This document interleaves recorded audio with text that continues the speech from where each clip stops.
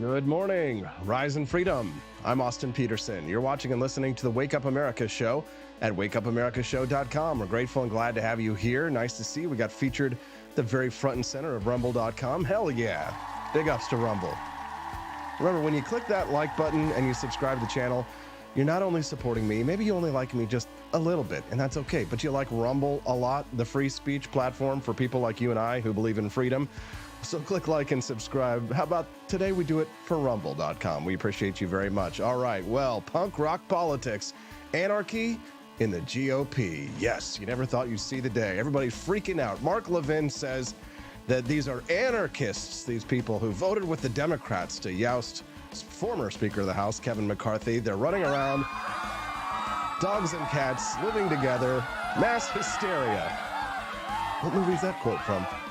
We're going to talk about that a lot today. We've got the speech that Matt Gaetz gave yesterday on the House floor. We'll play it. We'll talk about it. We'll respond to it. Laura Ingraham, of all people on Fox News last night, really held Matt Gaetz's feet to the fire. And certainly, I think that that's warranted, right? People have a right to ask questions and ask difficult questions of our elected representatives. But I'm going to just come out and I'm going to tell you right now, we don't care.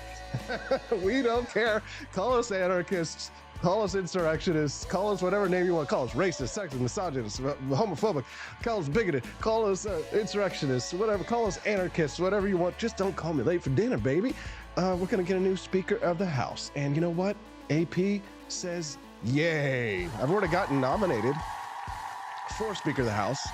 Okay, so maybe not as a serious candidate, but you don't actually have to be an elected member of the House of Representatives in order to be elected Speaker of the House. So you know what? I was nominated this morning, and I say I'm in. What do you say? Would you vote? Can I get a second? How about a seconded in the chat? Drop a seconded. If you'd like to see AP for Liberty just burning them up there on the floor of the House, you want to see real anarchy, baby? I'll show you some anarchy. No, so anarcho-capitalism, right? How about we elect Donald Trump as Speaker of the House? I think there we go. That'll be talk about some chaos there.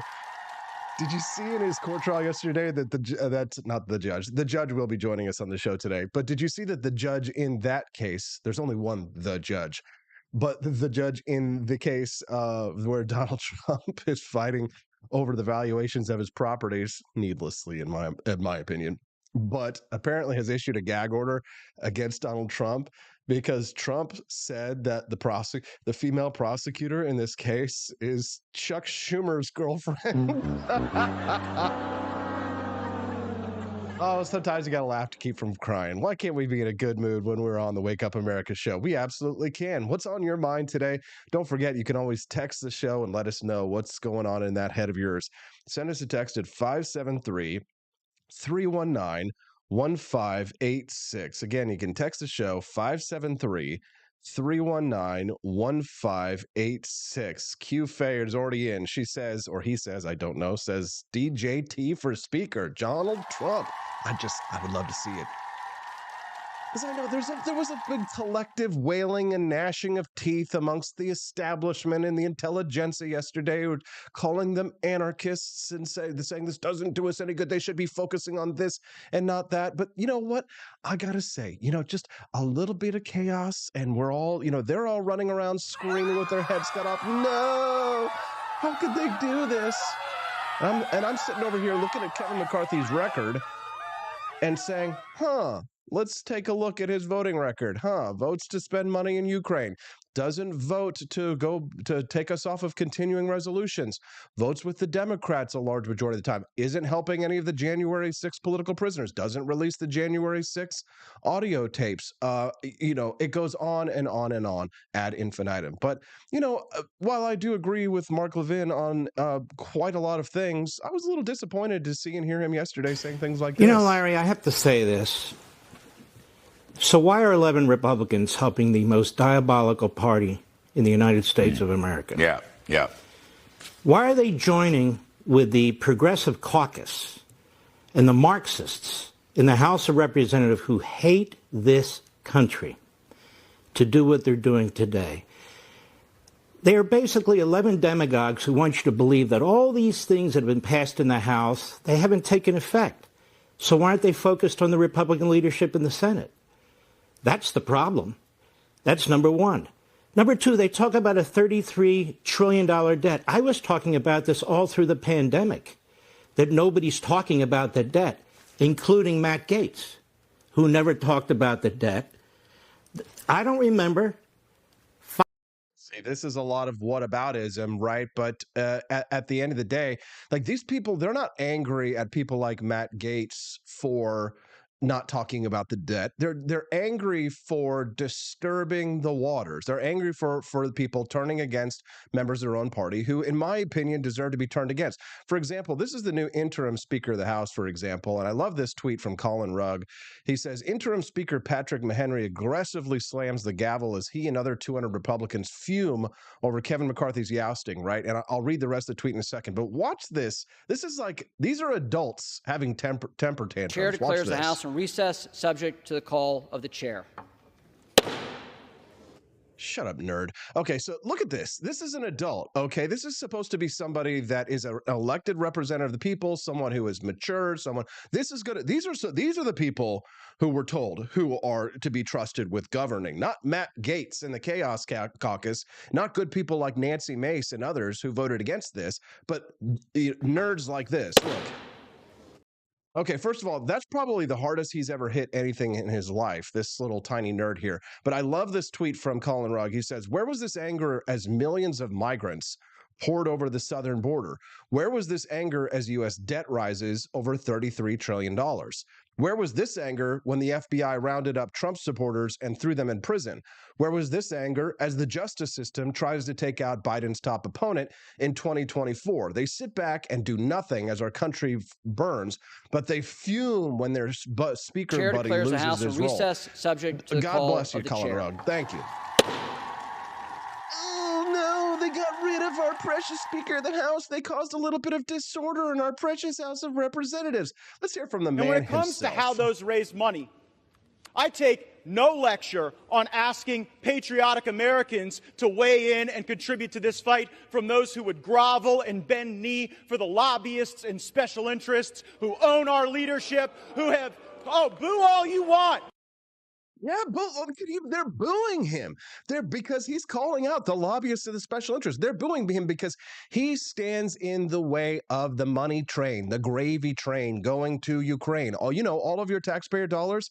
And I see, Camelia over there. She's like, I've never been a fan of Matt Gaetz, but she does like a little bit of chaos. Well, I'll tell you this. I'm starting to become a fan of Matt Gaetz. I'm going to give him big ups. It takes guts. It takes balls. And then, of course, he's getting questions like these in the media. Well, not there yet. Hold on. That was very funny, but we'll get to that in just a second. Hold on. Where was the interview that I had with Matt Gaetz? Here we go. This is what he's having to face down now. To whose benefit? People have called you a narcissist. People say that it's to your benefit alone.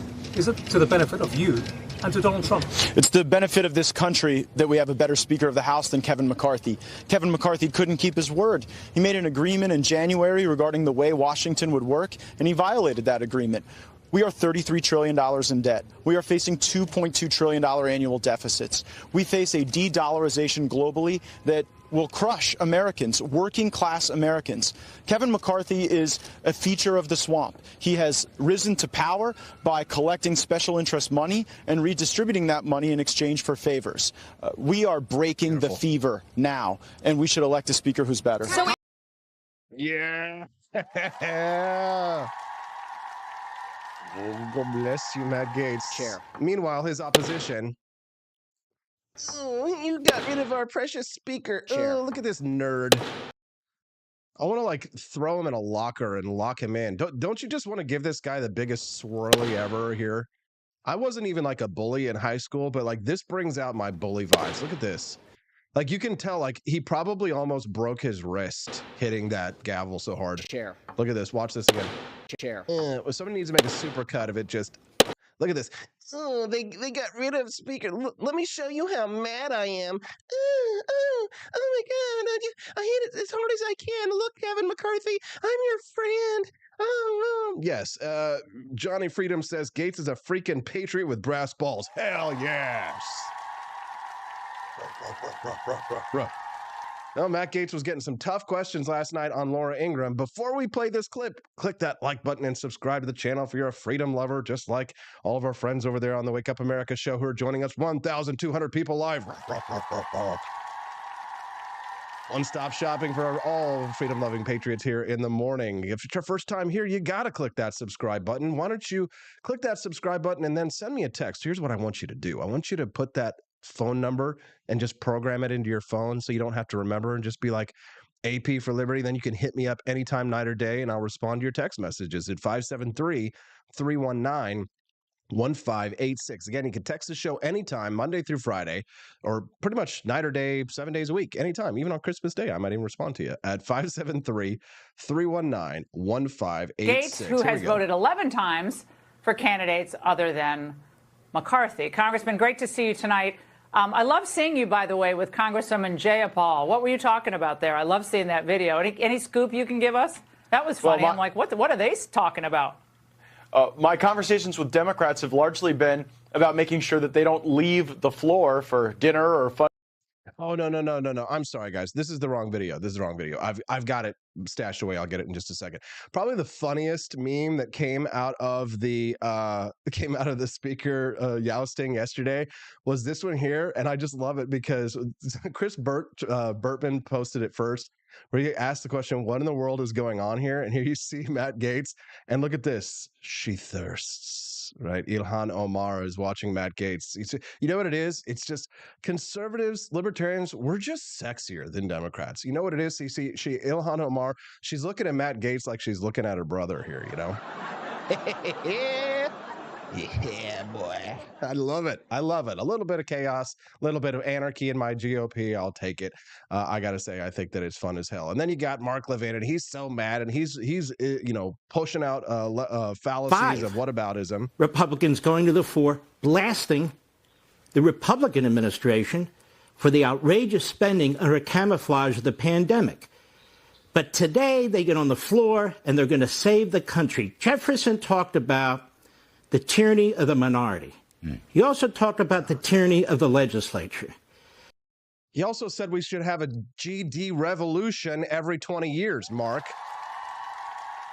And you're complaining about anarchists? What about the fact that Thomas Jefferson thought that perhaps we should have a bloody revolution every damn 20 years in this country? Who's Mark Levin? If I brought that quote up, he'd be like, God! No, God! Yeah, you wouldn't like that, would you, Mark Levin? No! I'd love to hear your thoughts on this, though. You can send them in. Don't forget, send me a text. I'd love to hear your thoughts on this. Do you take the Mark Levin, we need to be focusing on what matters, or do you take the side of the guys who hit the gavel like, ew, I'm having a little fit. Oh my God. Oh, I don't want to. I'm showing Kevin McCarthy that I'm your friend and I hate this chaos in the GOP. I'm just going to go home and I'm going to bite my pillow is what I'm going to do. Or do you take the side of Matt Gaetz? Yes. Ilhan Omar looking at him like AOC Caesar looking at him like that and is like, how dare you? And you know what? Austin. All right. Calm down. It's Austin. Time to get back on track. If you're just tuning into the show, good morning. I'm your host, Austin Peterson. You're watching and listening to the Wake Up America show, and we're glad and grateful to have you here. 1,400 people. That's a reason to be happy. Make sure that you click that like button and subscribe to the channel so that you can get updates when we go live, which is every Monday through Friday from 7 a.m.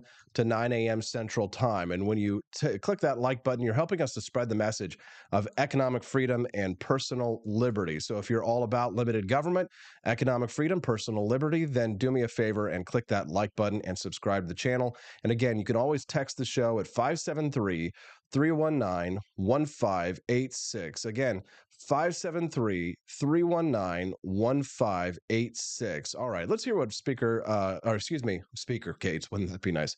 Let's hear what Matt Gaetz had to say on the floor yesterday. Mr. Speaker, my friend from Oklahoma says that my colleagues and I who don't support Kevin McCarthy would plunge the House and the country into chaos. Chaos is Speaker McCarthy. Chaos is somebody who we cannot trust with their word. The one thing that the White House, House Democrats, and many of us on the conservative side of the Republican caucus would argue is that The thing we have in common, Kevin McCarthy said something to all of us at one point or another that he didn't really mean and never intended to live up to. I don't think voting against Kevin McCarthy is chaos. I think $33 trillion in debt is chaos. I think that facing a $2.2 trillion annual deficit is chaos. I think that not passing single subject spending bills is chaos. I think the fact that we have been governed in this country since the mid-90s by continuing resolution and omnibus is chaos. And the way to liberate ourselves from that is a series of reforms to this body that I would hope would outlast Speaker McCarthy's time here, would outlast my time here, and would outlast either of our majorities. Reforms that I have heard some of the most conservative members of this body fight for, and some of the reforms that we've been battling for. Yeah, boy. Now, somewhere, and I think I posted it on my Instagram page, I'm going to do this in real time. I don't normally do this. Pull up my Instagram because you might be able to see my direct messages and stuff, but I'm going to go ahead and do this. Pull this up because I know I posted on my timeline last night the video of Ilhan Omar. Yes, okay, here she is. She's saying would. You know she would. Hold on. I've got, if you're not following me on Instagram, you totally should, at AP for Liberty. I post the best videos, shorts, reels, things like that. Oh, here we are. I love this. So here you can see it. It's a little small, but here's Ilhan Omar when she's actually watching Matt Gaetz. Look at this. Look at her. Look at her face. She wants a piece of that. Oh, look at that. She is licking her lips, bro. Are you telling me right now that that is not the face of a liberal woman who wants Republicans? One of my favorite Reddit threads of all time. I won't go into this tangent for too long. But there's this woman who posted how she has a fetish for Republicans. She wants to date a Republican because she's like a hardcore leftist liberal. And she wants she has this fantasy of a MAGA Republican coming in and dominating her. And I won't get into the details because it's beyond PG-13, which I try and remain on this show.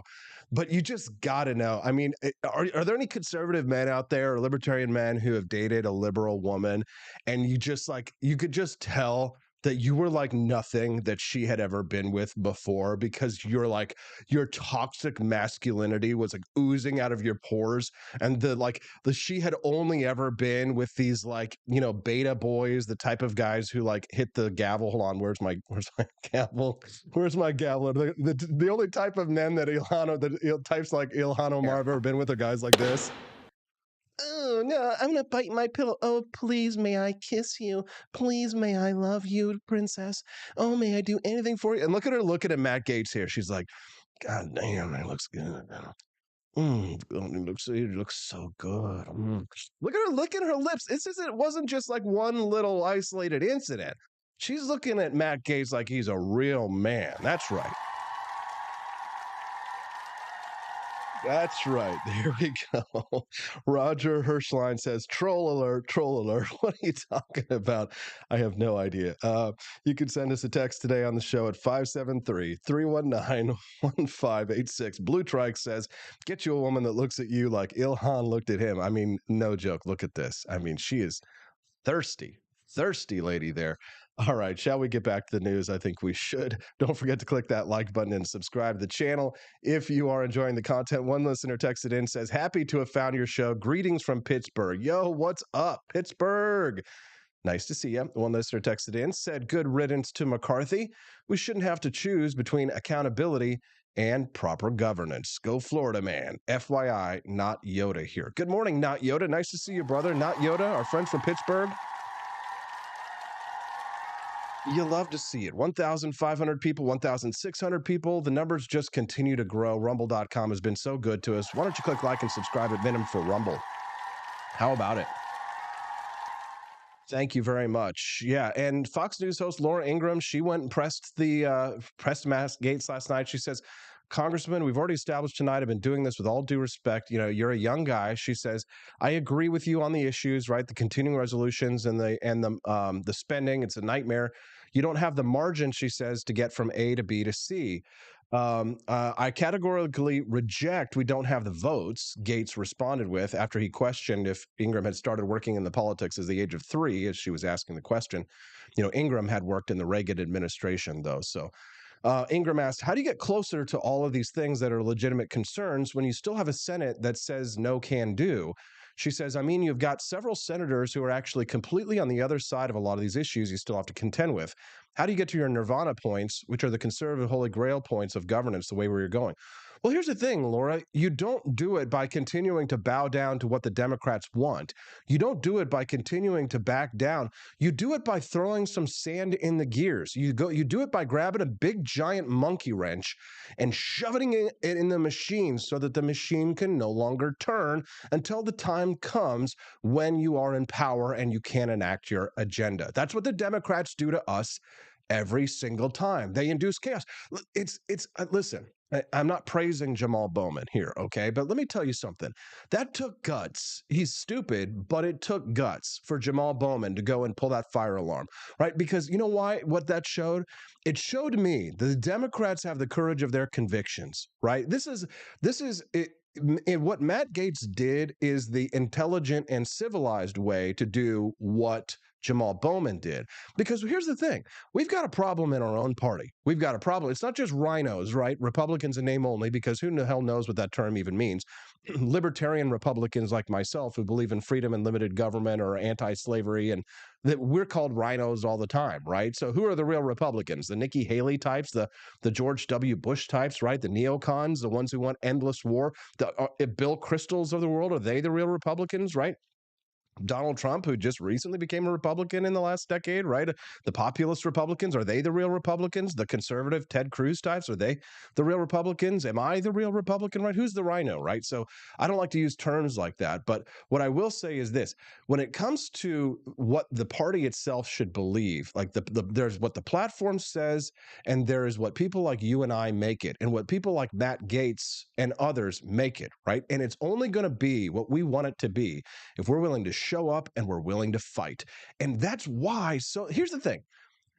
The reason why Donald Trump is probably going to be the Republican nominee again, despite all of the problems that he has, is because Donald Trump knows how to kick ass and take names. And I've told you once, and I'll tell you again, I spoke to my buddy John Miltimore on Monday about this. He's like, do you think, and listen, I love John Miltimore, but like, we part ways on this issue. He's like, do you think that things actually improved during the Trump years? And I'm like, yes.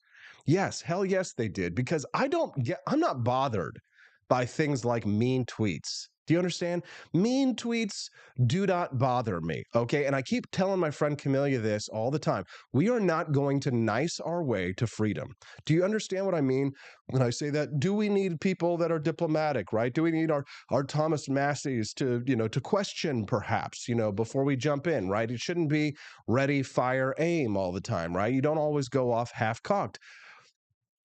But Kevin McCarthy sowed the seeds of his own destruction. He agreed to the rule that allowed him to be ousted with the proverbial knife to the throat of the House of Representatives to the Speaker, that if he did not do what he said he would do when they nominated him to be Speaker of the House, then one member of the House could vote to vacate. There's power in that. It's a veto power in a sense, right? In a large sense, because the Speaker of the House has way too much power. The rules of the House of Representatives in the federal House have been so twisted so as that if you want to get a piece of legislation to the floor, it only happens if the Speaker of the House of Representatives brings it to the floor. So what does that mean? Well, he has ultimate veto power, or they have ultimate veto power.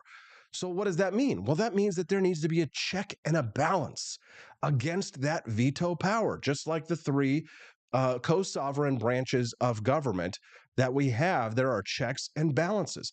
I mean, for God's sakes, the House of Representatives itself is a check and balance on the power of the Senate, right? Our bicameral legislature. Anyways, I don't need to go and explain to you the whole Schoolhouse Rock. I'm just a bill sitting here on Capitol Hill, because I got Jeremy Cady from Americans for Prosperity looking at me through the window right now, standing right there behind the camera, and he's going to give us a lecture on how this stuff works, because he probably knows better than me. We'll be back with more. Don't go away on the Wake Up America Show at wakeupAmericaShow.com.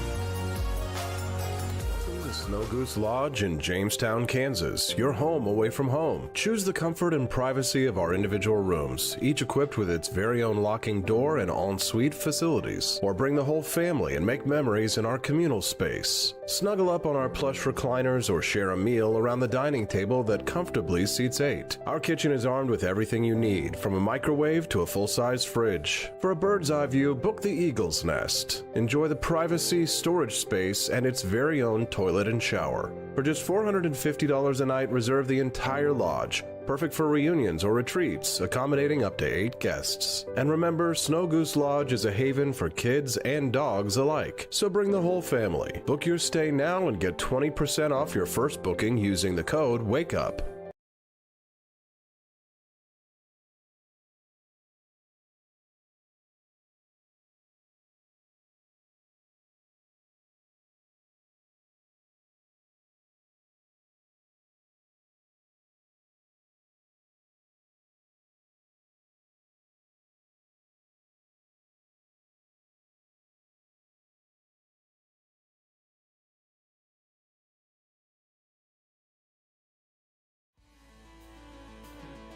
Sorry about the blank space there. Good morning. I'm Austin Peterson. You're watching and listening to the Wake Up America show at wakeupAmericaShow.com. Love to see it. 2,000 people watching us live. What's going on? Rumble.com. We appreciate you very much. If you want to help support the show and spread the ideas of economic freedom and personal liberty, make sure you click that like button and subscribe to the channel and watch the Wake Up America show every Monday through Friday from 7 a.m. to 9 a.m. Central Time. Give it up to our new sponsor, Snow Goose Lodge. Make sure that you use that 20% coupon code if you want to book a reservation there and rent that beautiful cabin in Jamestown, Kansas. Our friend Kilshorian, Quantum Kitty, hooked us up with that. Thank you very much for your support of the Wake Up America show and support our sponsors.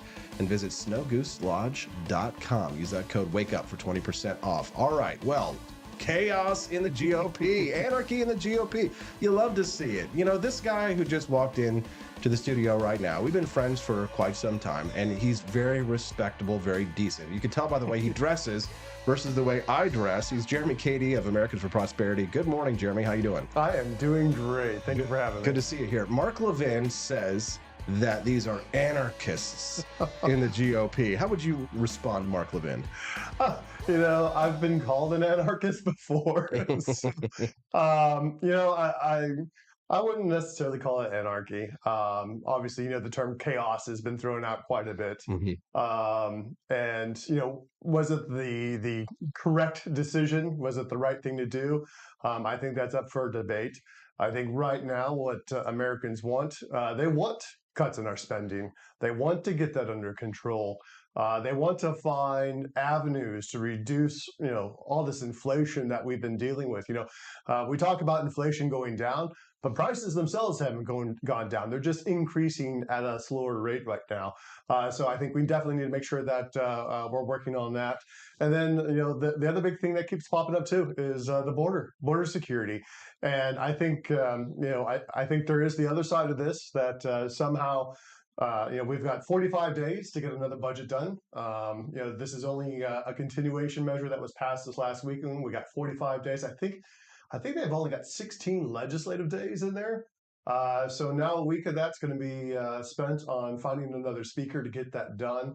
So hopefully, you know, hopefully individuals within Congress can come together, find another leader, a leader that's going to work on a lot of these things that we want to see get done as well, but can bring enough folks together to get it done. But I mean, Kevin McCarthy, he sowed the seeds of his own destruction, right? He agreed to the rule that if he wasn't going to agree to certain concessions, that he would then be, you know, subject to a vote to be vacated, right? So, but at the end of the day, like, when it comes to the spending, those continuing resolutions, I mean, that was the primary reason that was cited by Matt Gaetz. And listen, we want that fixed right now. And I'm tired of waiting. I'm ready for a little anarchy in the GOP.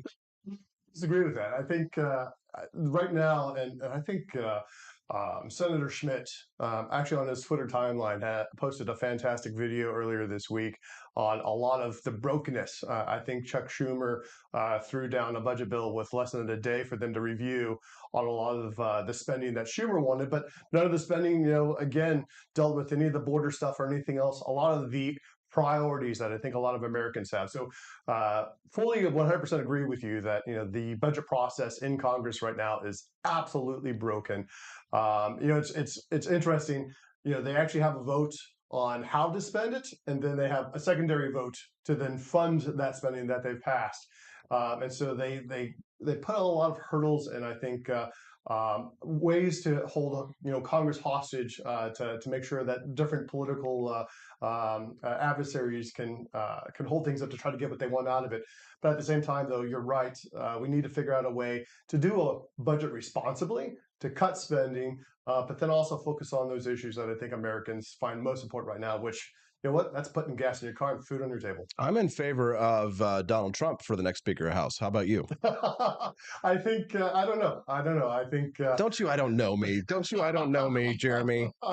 Get your butt out here and make a decision. We've had this discussion here in Jefferson City, too, because I think anyone can serve as Speaker if they selected them. Obviously, though, it's going to come from someone within their own body, within their own caucus. It'll be interesting. It'll be interesting how this plays out. I'd love to see, maybe one of our own. Let's one of Missouri's favorites. Jason Smith. I love, Jason. He'd be awesome. He actually just passed out 2 great personal option healthcare bills out of Ways and Means Committee this last week. Did a bang-up job. Hopefully have some bipartisan support, but huge issues that would increase access and reduce cost of healthcare. So props to him for that. So I would love to see that, but obviously, folks are going to be looking at the current leadership. Did you see that limp-wristed guy that they replaced? That temporary guy. Did you see him slam the gavel? I did not. Okay, hold on. I've got to pull that up for our audience so they can take a look at this, because for those who might just be tuning in right now, they have no idea what the hell I'm talking about. I'm just going to play this real quick so that the audience can see it. Here he is. This is the guy that they picked to replace him, Patrick McHenry. He's the interim Chair declares speaker, the House in recess, subject to the call of the chair. He goes out there and he grabs a gavel. He's really mad. He slams it. And these are the people who are supposed to be like the respectable ones that we look for. They're not angry about the border. They're not angry about the debt. They're not angry about the money being spent to Ukraine, right? They're angry about Kevin McCarthy getting ousted. They're angry about their buddy not being able to keep the gravy train full. As far as even like the spending bills that passed this weekend, they didn't have full Republican support on those either. I think they had less Republican votes, certainly on that, than even the 8 that voted against McCarthy. So there are a number of Republicans that I think certainly agree with you on that.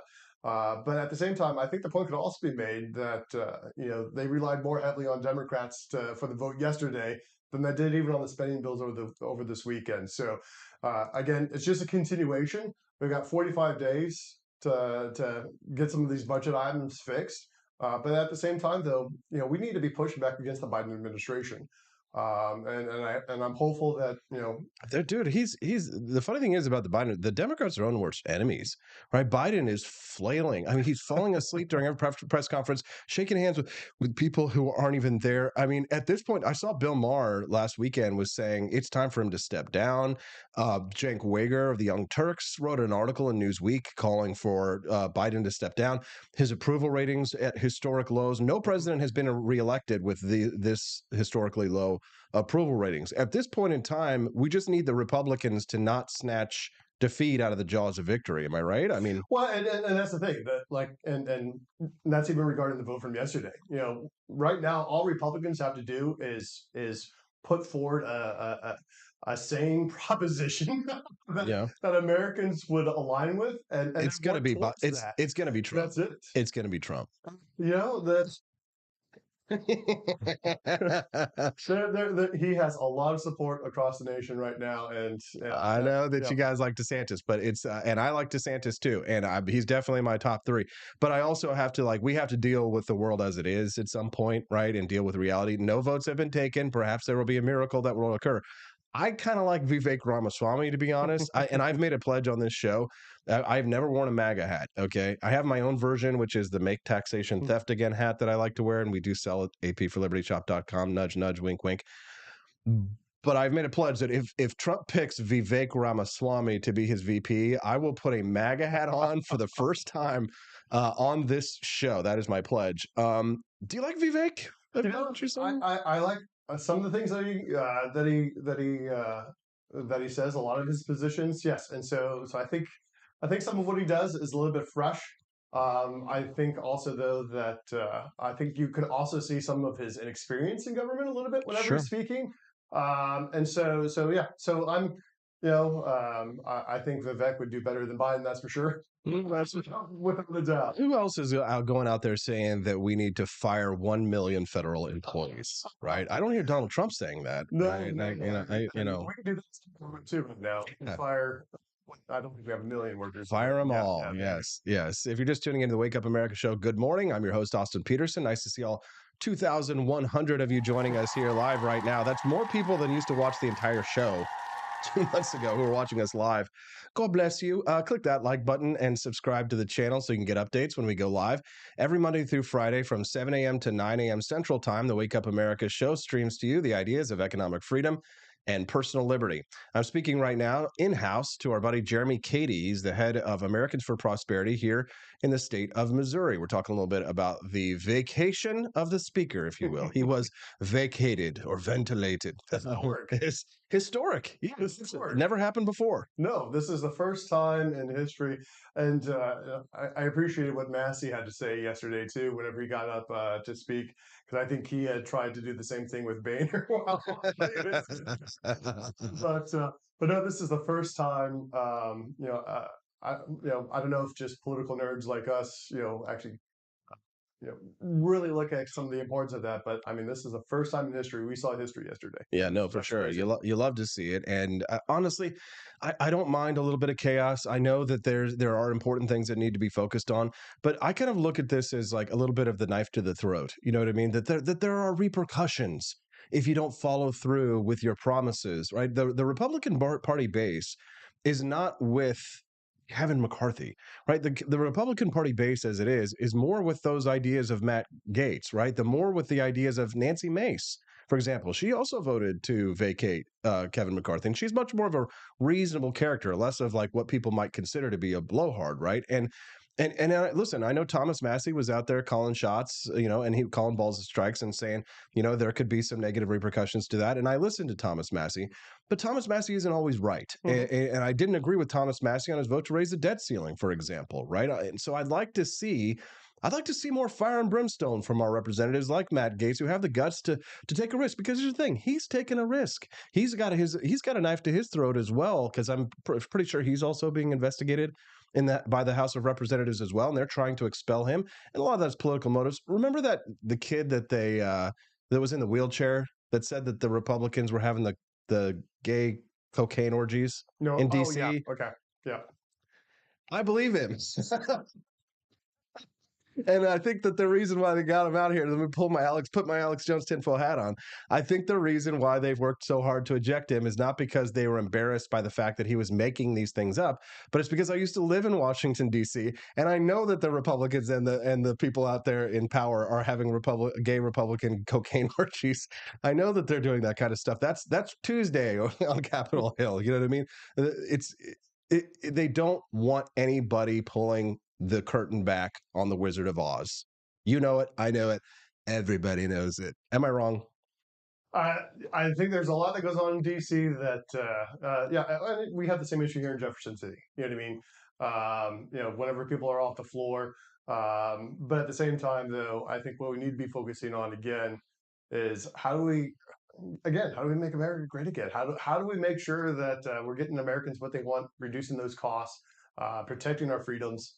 I think that's what we need to be focused on, and I'm hopeful that you're a reasonable man in an unreasonable party. I used to be quite reasonable until I realized that. I mean, we got to fight fire with fire to some extent, right? I spoke to my buddy John Miltimore from Fee, and he's a very reasonable liberty guy, and he's like. He says, do you think that things got better during the Trump years, right? And I said yes, and he said no, but he was talking about really like the loss of decorum. But here's the thing, Jeremy, mean tweets don't bother me. Mm-hmm. I'm going to say a curse word. I don't often say curse words on this show. I don't give a shit, okay? I just want limited government. If it means that the Democrats think that we're all racists and the transgender, the LGBTQs all think that we're homophobes and bigots, I don't give a shit. I just want limited government. If all of the feminists are out there crying in their cosmopolitan martinis in whatever city that they're, the 34th floor of Manhattan skyrise, they're all crying about how mean the tweet was. I don't give a shit. I just want limited government. I would love to have decorum. I would love to have, like Ronald Reagan, peace through strength. Those days are gone, right? So, are you willing to sacrifice some decorum if it means we get more limited government? And to your point, there's nothing that says that we can't hold individuals accountable. And I fully 100% agree with you on that. Mm-hmm. And I think one of the things that we try to think about too is, for instance, here in the state of Missouri, we've been working like hard to eliminate the income tax. Like, we don't want it anymore. We want to be able to compete with states like Texas and Florida and Tennessee and so forth. Nashville has boomed since Tennessee eliminated their income tax. And so we would like to be on the same playing field as them. But at the same time, though, we've got to have Republicans, working together here under the dome of Jefferson City to make sure that gets done. And so loss of decorum and increased chaos does not lend to that. At the same time, though, and you've seen this with Americans for Prosperity, we will go out and support candidates and individuals that will get it done. And so it's not. But decorum is like a big part of like the candidates you support. It is. We generally look for statesmen that's going to act and treat others with dignity and respect. Absolutely. But at the same time, though, work to move those issues that I think all Missourians and I think most Americans would find important. How do we cut our taxes? How do we protect parental rights and ensuring that they can direct the education of their own children? How do we expand access to healthcare and decrease costs by getting government out of the way? I think those are issues that a lot of Americans, a lot of Missourians find important, and that's how we do it. We go in and we talk to voters across the state, across the nation, and say, hey, this person's not doing it for you. Let's give it. I agree. You guys do an amazing job, and I love the Koch brothers because I'm more ideologically aligned with the Koch. Well, I guess one Koch brother at this point. I'm more ideologically aligned with the Kochs than I am with the Trumps. Mm-hmm. But I think that there is a misunderstanding of the utility of Trump from our side, the liberty wing of the Republican Party. I think that this is a misunderstanding of the utility of Trump in that Trump is not an end. He is a means, right? And he's kind of like fire, right? A dangerous servant, fearful master in some ways, right? Because Trump can certainly do a lot of things that we don't agree with as libertarians. However, he is a useful cudgel, and in some ways, when some people, he's megalomaniacal, right? You could say on this, but when he says they're not coming after me, it's not me that they're coming after, it's you. I just happen to be standing in between you, right? That's actually a really good metaphor for what the left is. The left hates us and wants us dead, Jeremy.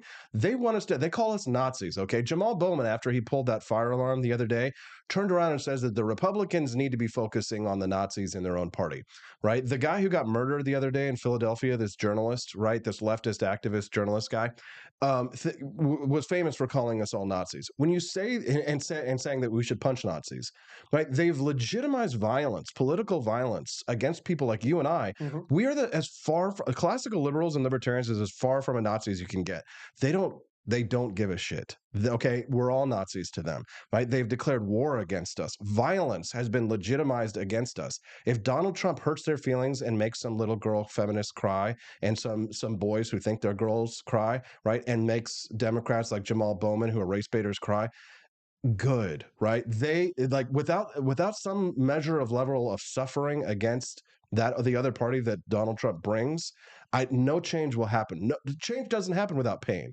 Milton Friedman, right? Change is not going to happen until it is absolutely required that it happen. And Donald Trump is like the bull in the china shop. He breaks a lot of the beautiful china that we don't want him to break, but he also breaks a lot of the china that we didn't want to break. And it's better than the status quo.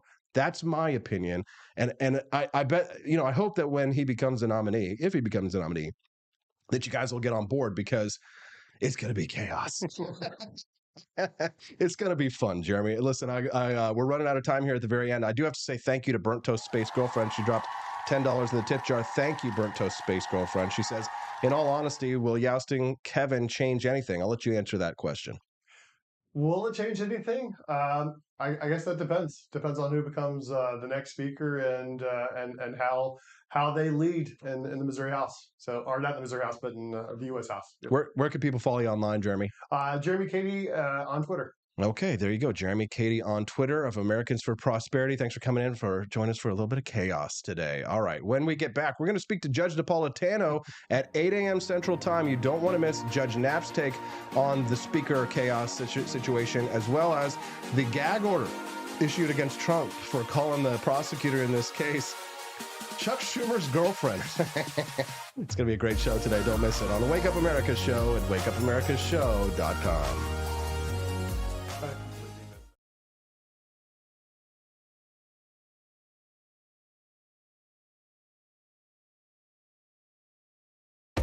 Want an engaging website to boost your business? You're just a click away from 5-star Fiverr talent. Hundreds of freelancer skills like web design. Head to Fiverr.com today and get something started. American conservatism is distinct, like America is distinct from the United Kingdom. American conservatism's roots comes out of the Wild West, out of pioneerism. The difference between American conservatives and European conservatives is that Americans are cowboys. We are that God, guns, gold, and girls. It's wild here, and we should stay that way. We shouldn't allow a European version of conservatism to come and infect us here. We like it wide open spaces here, deep in the heart of Texas and all that.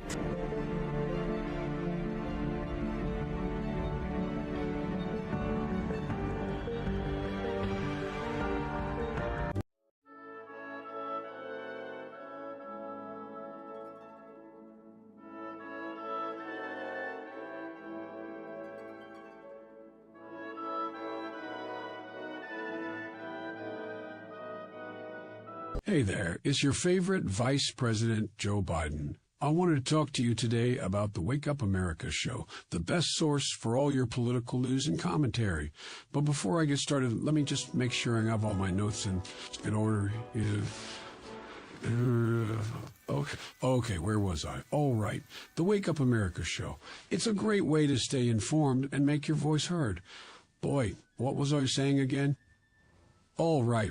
The Wake Up America show. It's important that we all stay engaged and knowledgeable about what's going on in our country and, the thing. But hold on, where was I going with all this? Oh, yeah. The Wake Up America show. It's a fantastic resource. And if you really want to make a difference, man, you can sign up to be a monthly donor at wakeupAmericaShow.com/support. Now, where was I? Oh, that's right, the Wake Up America show. So if you want to stay woke and support a great cause, head on over to wakeupAmericaShow.com/support and sign up to be a monthly donor today. And if you're feeling generous, you can even give a donation in my name. Thanks for listening, and keep on keeping on, America. Come on, man.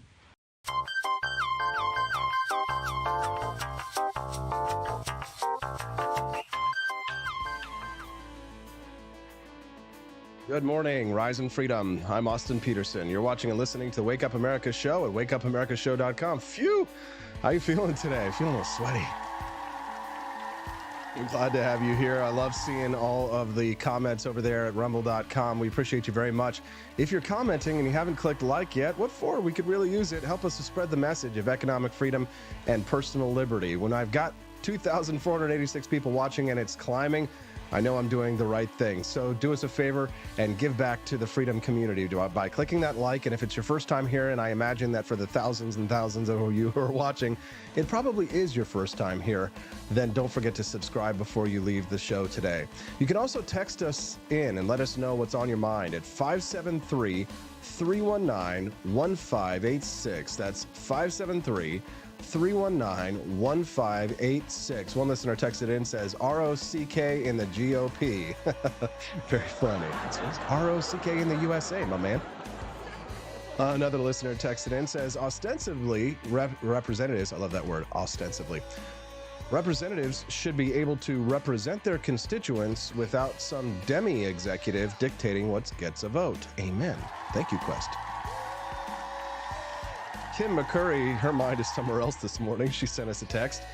She says, oh my God, heard NPR on the way in. Russia getting Western culture again because they got the Barbie movie in Russia. No wonder they hate us if they think that is how we view what the world should be like. Yeah, like the Barbie movie. No, yeah, no, thank you. God! No, God, please, You can send us your text as well again. 573-319-1586. Again, you can text the show at 573-319-1586. We're talking about Matt Gaetz ousting the Speaker of the House in a historic vote in the House of Representatives yesterday. God bless Matt Gaetz, we say here on the Wake Up America show. And when it comes to how those raise money, I take no lecture on asking patriotic Americans to weigh in and contribute to this fight from those who would grovel and bend knee for the lobbyists and special interests who own our leadership, who have, oh, boo all you want, who have hollowed out this town and have borrowed against the future of our future generations. I'll be happy to fund my... Matt Gaetz's karate is strong. Let me just tell you something here. Matt Gaetz gets booed. Why? Right? Not for the other things that he was saying. They boo him specifically who would grovel for this. and bend knee for the lobbyists and special interests who own our leadership, who have, oh, boo all you want, who have... Why are they booing him? They're booing him because he's going after the lobbyists and the special interests. Can you imagine the gall of the House of Representatives, the gall of the House to boo him for going after the lobbyists and special interests? But that's exactly what he's doing. In this House, we stand Matt Gaetz. His karate is strong. Hey, onegaishimasu. Domo arigatou gozaimasu. Matt Gaetz karate very strong. Maigeri, moshigeri. Domo hollowed out this town and have borrowed against the future of our future generations. I'll be happy. God bless. God bless you, Luke Greenhart. Welcome. He says, great to see your following grow. I'm new on Rumble and found you recently. Well, we're glad to have you here, brother. Thank you very much for joining us. We hope to see you again every day on the show. It's a great way to start your day. To fund my political operation through the work of hardworking Americans, $10 and $20 and $30 at a time. And you all keep showing up at the lobbyist fundraisers and see how that goes for you. I reserve. Yes, and then here's his resistance. Here are the people who are opposing Matt Gaetz. Chair declares the House in recess, subject to the call of the chair. Look at that. Look at that. These are the opposition, right? They're mad that their best buddy, Kevin McCarthy, gets ousted from the House of Representatives, right? They're not angry at the open border. They're not angry at the spending in Ukraine. They're not angry at the justice system going after Donald Trump. They're not angry at the U.S. debt, right? They're not angry over that. This is what gets them angry. Kevin, their buddy, who won't be able to continue to make sure that the gravy train keeps running on time. Watch this limp-wristed nerd hit the gavel. Like, compare that. Wouldn't you just love to see a karate fight between Matt Gaetz and this nerd? What's his name? Patrick McHenry. He's the interim speaker. Look at this nerd. I guarantee you that he had to seek medical help after this because he definitely broke his wrist. Oh, God bless Matt Gaetz. You love to see it. Yeah, Kevin, he gets questions like these after this vote. Take a listen. People have called you a narcissist. People say that. People have called you a narcissist. To your benefit alone. Is it to the benefit of you and to Donald Trump? It's the benefit of this country that we have a better Speaker of the House than Kevin McCarthy. Kevin McCarthy couldn't keep his word. He made an agreement in January regarding the way Washington would work, and he violated that agreement. We are $33 trillion in debt. We are facing $2.2 trillion annual deficits. We face a de-dollarization globally that will crush Americans, working class Americans. Kevin McCarthy is a feature of the swamp. He has risen to power by collecting special interest money and redistributing that money in exchange for favors. We are breaking the fever now, and we should elect a speaker. There it is. Yeah, there it is. And you know what that gets you right there. Take a look. Looky here. See this? Look at the lips. Look at the lips. Look at her looking at Matt Gaetz. You know how she's feeling right now. Yes, she likes it very much. She's just like, turn me on like that, Matt Gaetz. How dare you make me feel like that, Matt Gaetz? How dare you? How dare you? You know how she's feeling right now. All right, it's time for me to talk. The only reason I've been able to keep this show on the air, well, one of the main reasons is because Lear Capital has been a sponsor of the Wake Up America show since we began. Can we give it up to Lear Capital? Let me tell you something. Lear Capital sponsored this show when there were 20 to 30 people watching us live. And I didn't sell a lot of gold then. I'm hoping that I can make it up to them. Sell a lot of gold for them now to pay them back for investing in the Wake Up America show. Long story short, the only reason Lear Capital chose me and stuck with me, well, one of the main reasons why they chose me is because a long time ago I used to do favors for Ron Paul. That's that's the short version of the story. Years later, over a decade later, now Lear Capital, who have Ron Paul people in it, are like, Austin, we're going to sponsor your show. You did a lot of favors for Ron Paul back in the day. We're going to do a favor for you. And you know what? It's time for me to give back. Call them today, 1-800-885-2175. That's 1-800-885-2175. You get a $500 account credit. There's another favor for you. If you're interested in investing in gold and silver, you want to call that number today. They're not going to spam you. They're not going to blow up your phone all the time. I promise.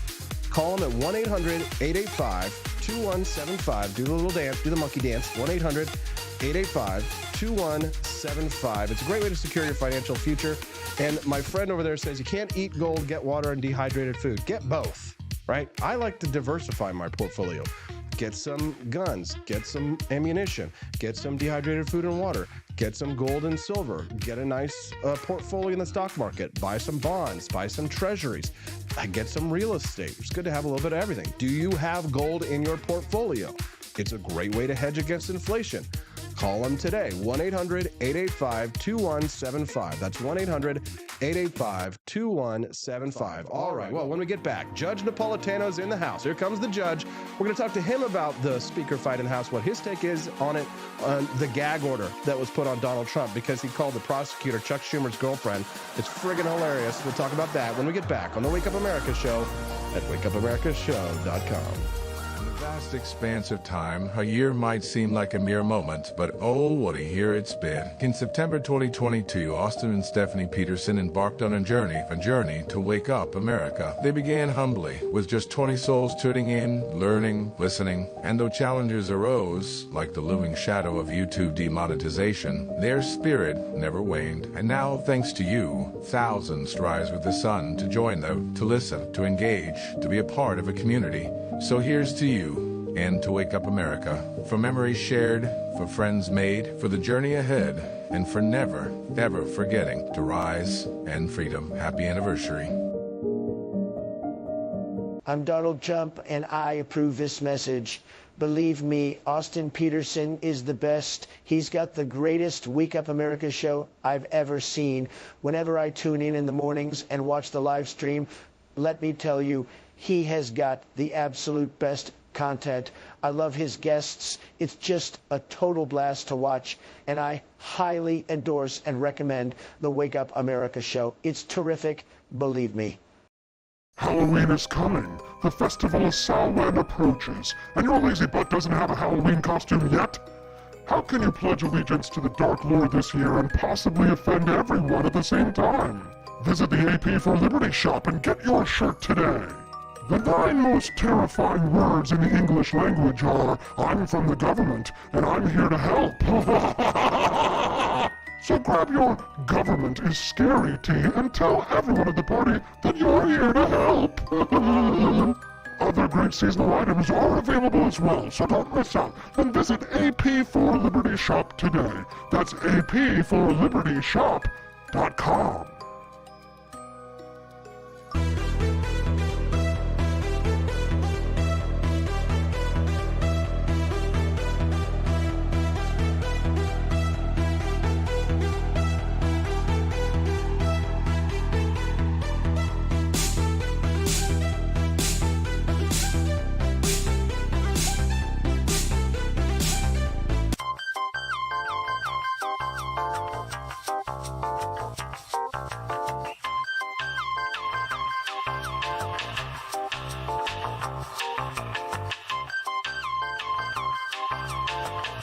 I'm a public defender. I am a public defender. I'm proud to be a public defender. 80% of Americans accused of a crime will get appointed a public defender. Everybody from a speeding ticket to capital murder. For every dollar we spend on public defenders, we spend $3 on prosecutors. Public defenders have to do pretty much everything on their own. Social workers, counselors. Investigating is another piece of it. The average public defender holds 300 cases annually. You never feel like there's enough time. Public defenders have health issues all the time. A lot of people give up and say, I can't do this work anymore. Gideon's Promise trains, mentors, and supports public defenders.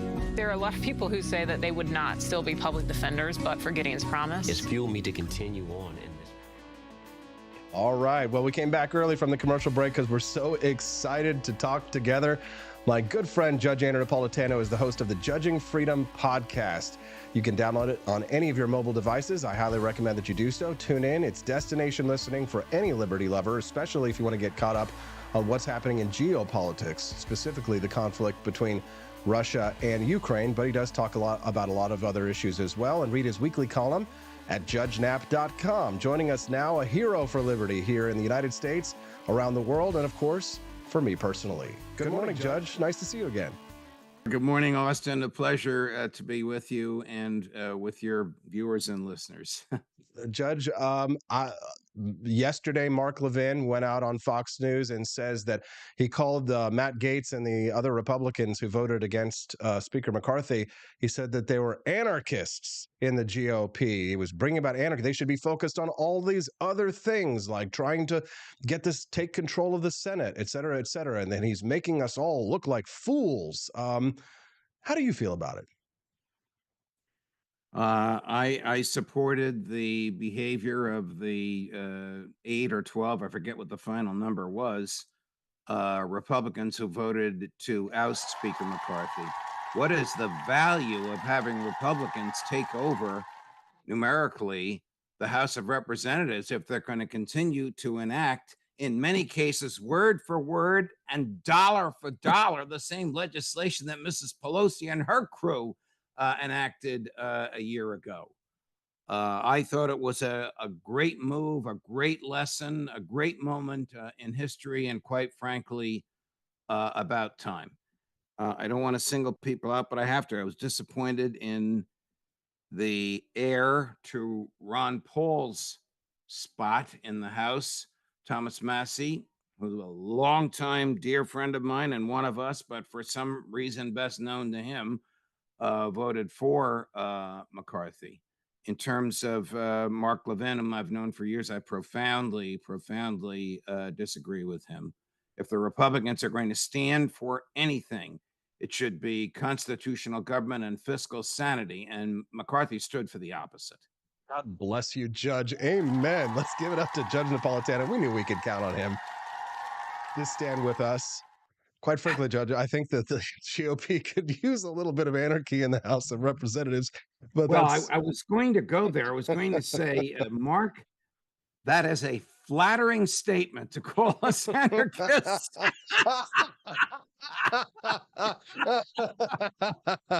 Don't threaten us with a good time.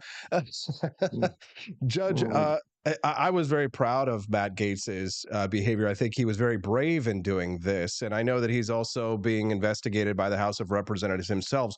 But I think that these tactics are necessary. We need to have the proverbial knife to the throat of these representatives, because the Speaker of the House, now with all of the rule changes, and our mutual friend Justin Amash used to complain about this frequently, the Speaker of the House has become too powerful. Nothing gets to the floor of the House of the Representatives without the Speaker of the House's approval. And so it's sort of, to me, this is the way I explained it, it was like a veto power against the Speaker's veto power. It was a proper check and balance and proper use of authority. Absolutely. I mean, members of Congress are by and large gutless, and they have allowed presidents of the United States to take constitutional power away from the Congress, and just as they have allowed speakers of the House of Representatives to take constitutional, moral, political, legal power away from them. They don't want to take the heat when they do something that is unpopular, but they'll grab the credit when somebody else does something that's popular, and they jump on the bandwagon. So just as Congress as a whole has allowed presidents to declare and fight wars and to spend money, all of which was never authorized by the Congress.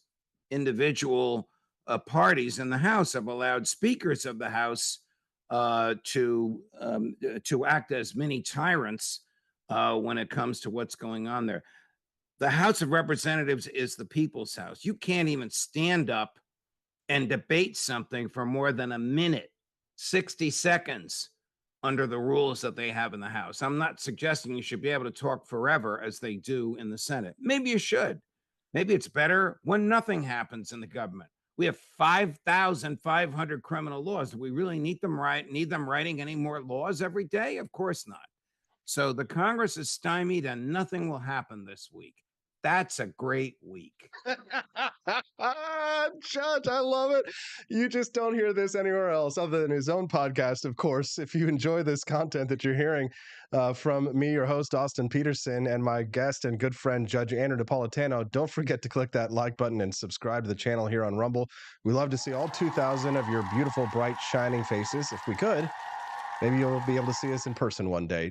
Judge, the judge in the I don't like to call any other judge you judge. And I should do a gig in person one day in front of your audience and mine, somewhere, somehow. I don't know. Yeah, we'll work it out. We will, for sure.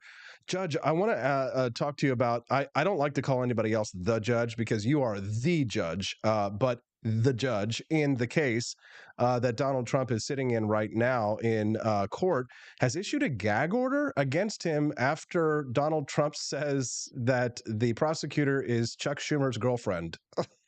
Your thoughts? Well,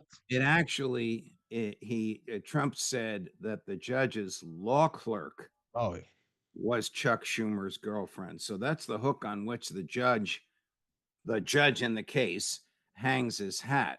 Trump is free to say whatever he wants about the trial judge and about the prosecutor, but he is not free to attack the prosecutor's staff under court rules because these people are not public figures. The judge is a public figure. He's got a megaphone and he can respond. The attorney general is a public figure. She has a megaphone and she can respond. But the basically nameless, faceless support staff of the court, they are not public figures. They are not held up to public ridicule. They're the people that keep the wheels of the courthouse running. That's the judge's argument. I never issued a gag order because I believe that the First Amendment means what it says. And if you happen to be in the vortex of some public event, voluntarily or involuntarily, that's just part of life in America where we have a First Amendment. So would I have issued the gag order? Absolutely not. But under the laws of the state of New York and the United States of America, does the judge have the authority to issue the gag order? Yes. Would most judges have issued it? Absolutely. Quite frankly, I've never seen or heard of a law clerk being attacked. I don't know why Trump went after her. She is someone who is in charge of filing documents and getting research for the judge. She doesn't make any decisions whatsoever, but something about her piqued his curiosity or his ire. And under our system, you have the right to manifest that which piques your curiosity or your ire. Judge, I really think people are confused. The American people are very confused. All of the allegations, the indictments, and, what 91 now counts is what he's been brought up on, as to what's going on in this particular case in New York. Can you just give us a brief summary so people can understand what's happening here? Yes. So if you or I were to ask a bank to loan us money, and the bank said, okay, you got to pledge some property for security in case you don't pay, we can seize the property and sell it and pay ourselves back. That's standard operating procedure. And we deceived the bank about the value of the property. We tricked the bank into believing that the property was worth more than it was.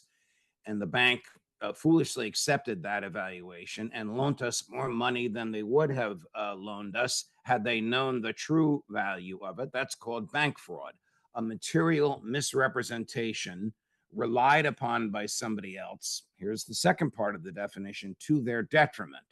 it would be to their detriment if we didn't pay the loan back. They went to sell the property and found out, oops, this is worth less than the amount we were told and less than what we loaned this guy. But when the bank is paid back in full and doesn't have to seize the property that was pledged as security for the loan, the bank made money, the lender made money, everybody walks away from the deal very happy. That's Trump's defense. And for the most part, that's what happened. He did exaggerate, and in some cases, grossly exaggerated the size and value of the assets he was pledging, but he paid his loans back. Now, the state of New York has a statute, goes back to the, I hate to use this word, but it's what they called it, the progressive era in American politics. So the statute's about 100 years old.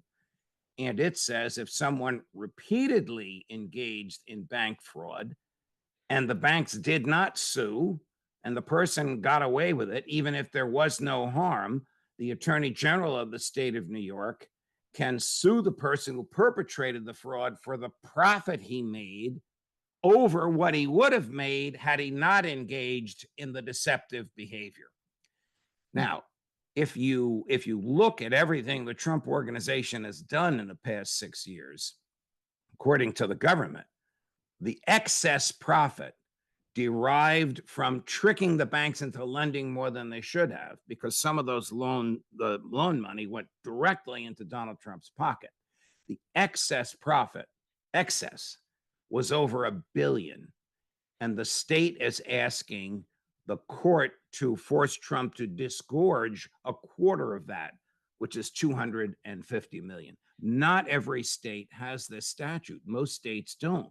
Most states take the more Jeffersonian position. This was a voluntary commercial transaction. The banks have their own appraisers. The banks do their own due diligence. If no one was harmed, then the government should stay entirely out of this. But New York has this statute, which has been used in the past, and she's using it again. Did Trump dupe the banks? Absolutely. Did he engage in bank fraud? Yes, he did. Did anybody lose a nickel over it? For the most part, no. I say for the most part, Austin, because there's a second category of what he did. I'm sorry this explanation is so long. And the second category has to do with LLCs. So every time he engaged in a commercial transaction, he started a new LLC, limited liability corporation. And the LLC, not Donald Trump personally, and not the Trump organization, borrowed the money. And then the money was spent on fixing up buildings and paying Trump a management fee. And then he collapsed the LLC. And then he didn't pay the bank back. And then the bank had nowhere to go to seize assets because the LLC didn't exist anymore. In those cases, the banks were harmed.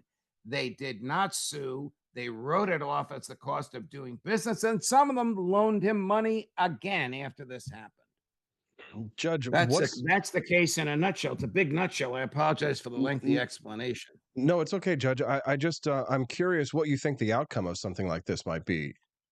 Well, the judge has already found this is a statute that does not provide for a jury trial, which in my view is also unconstitutional. However, all states have these commercial statutes and commercial courts where supposedly you get a very quick, sort of down and dirty, right away decision from a judge, as opposed to protracted discovery and the duration of a jury trial. So this judge, who's the judge and the jury in the case, already ruled last week as a matter of law that Trump engaged in deceptive practices, and he put a hold on Trump's licenses, because he has many of them, to engage in the practice of real estate in the state of New York. And he will probably appoint a receiver to receive and manage those properties, and ultimately to sell the ones that the Trump organization owns. So liability has already been resolved. The trial is to find out exactly if the state is correct in that $1 billion excess profit. And if the state is, what would be a fair amount to confiscate from the Trump organization and give it to the state. So this is, you have heard me rant and rave against conspiracy statutes where no one was harmed. By definition, conspiracy is just a thought crime. The state claims itself as the victim in conspiracy statutes. The state is claiming itself as the victim in this Trump case. He didn't harm a hair on the head of anybody. I am not defending his business practices, but if the people he supposedly duped did not sue him, who the hell is the state to come in and sue in their behalf and then take the money to itself? You think the state is going to give the $250 million to the people that Trump duped? Of course not. The state's going to give the money to the state treasury. Spooner, it reminds me of a quote from Lysander Spooner, where he says that the government is like a highwayman that says your money or your life. I mean, in this sense, it really is just the government performing a robbery on him. You know, Murray Rothbard used to say there's three ways to achieve wealth. One is by trading your sweat and your talent for someone who will pay you, like you and I do. One is because you were fortunate enough to inherit it. And the other is the mafia model, your money or your life. Which model does the government use? I think we all know that one for sure. If you're just tuning into the Wake Up America show, good morning. I'm your host, Austin Peterson. We're glad and grateful to have you here. Make sure that you click that like button and subscribe to the channel if you enjoy the commentary that you're hearing right now. It's Big Brain Time with Judge Andrew Napolitano, who joins us every Wednesday morning here on the show at 8 a.m. Central Time. So if you enjoy the judge's commentary, make sure that you come back every Wednesday to hear us have these kinds of conversations where we sometimes do delve into libertarian philosophy, and you hear philosophers and economists quoted like Murray Rothbard and Lysander Spooner. You probably won't hear that anywhere else other than perhaps Save the Judge's own podcast, which he does, Judging Freedom, and you can download that on your mobile devices. Judge, your column this week I thought was quite fascinating. I am a collector of antiquity. Most of the items that I like to collect happen to be military surplus firearms. Sometimes I am unable to find a piece that is here in the United States. Most of what I'm interested in are artifacts from World War II, and not all of the types of firearms that were used in World War II made their way back here to the homeland. So I sometimes attempt to source them from overseas where laws will allow me to do so. That is a very dangerous activity for me to engage in, of course, because it appears that at least since the Patriot Act, perhaps even before, the FBI can, without a warrant, spy on my communications with overseas dealers, can they not? Yes. Yes, it's the Foreign Intelligence Surveillance Act, which was enacted in 1978. But this is a George W. Bush, Dick Cheney era amendment. After 9/11, the act was amended to allow American surveillance, that's spies, NSA, and law enforcement, FBI, to monitor communications that Americans have with foreign persons, whether the foreign persons are physically in the U.S., digitally in the U.S., or telephonically in the U.S. So if you call a gun dealer in Berlin because this gun dealer has advertised a particular artifact that you're interested in, the FBI will monitor that, and then the FBI can monitor what you say. And it does all of this without a warrant. Section 702 is about to expire. It exists every 5 years. I'll tell you a funny story. 5 years ago, almost to the day, when I was still at Fox and on air 4 or 5 times a day, the Congress voted to reenact 702. At this very time of day, I looked into the camera and I said, Mr. President, veto that a lot of hell from management, but I said it anyway. Veto that reenactment. This is the type of spying that they did on you. This is as blatant a violation of the Fourth Amendment as there can be. The Congress can't change the Constitution, and the Constitution protects the privacy of everyone. Good people, bad people, American people, foreign people. He tweets, that's it. I'm vetoing it. Oh my God. Within about an hour, Mitch McConnell, Paul Ryan, Mike Pence were all in his office changing his mind. And he said to a senator that you and I know well, his name I don't want to mention, I got to call you up. The president really feels bad about this, but they twisted his arm. And even though he said he was going to take your advice in Twitter, now he can't, and he's got to sign this thing. I don't know what the hell they said to him, but it is a blatant violation of the Constitution, and it expires this Christmas time. And its principal opponent is a congressman from Ohio who just happens to be the chair of the House Judiciary Committee and may very well be the next Speaker of the House, Jim Jordan. I don't agree with him on everything, but I certainly agree with him on this, that this is fanatically and on its face a violation of the Constitution and should be permitted to die a natural death. Last week, Joe Biden sent a letter to the Congress. I want this thing reenacted. Last week, members of the Intelligence Committee began lobbying members of Congress about why this thing can't die. Why, without the ability to spy, without a warrant, America will be a less safe place. Well, who will keep our liberties safe when the Congress can cut holes in the Constitution they have sworn to preserve, protect, and defend? God bless you, Judge. I can't disagree with anything you've said there. If you enjoy what the judge is saying, make sure you click like and subscribe to the channel here on Rumble. I'm your host, Austin Peterson, here on the Wake Up America show. Judge, I have you for just a few more minutes. I'd like to ask you, have you followed the Republican primary much at all? And have you seen or heard and listened to some of the things that have been said by the young Vivek Ramaswamy? For example, when he said that we should fire 1 million federal employees. Did you hear that?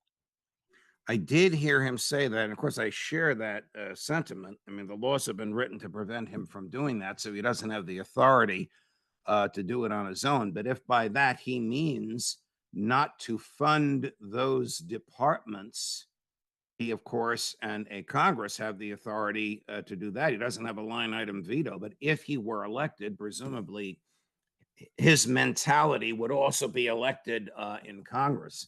I mean, the federal bureaucracy, the part of the government that never changes, whether it's deep state or whether it's janitors in some office building that nobody uses, the federal bureaucracy is just there, and it saps resources, and almost all of it is unconstitutional, and none of it is necessary.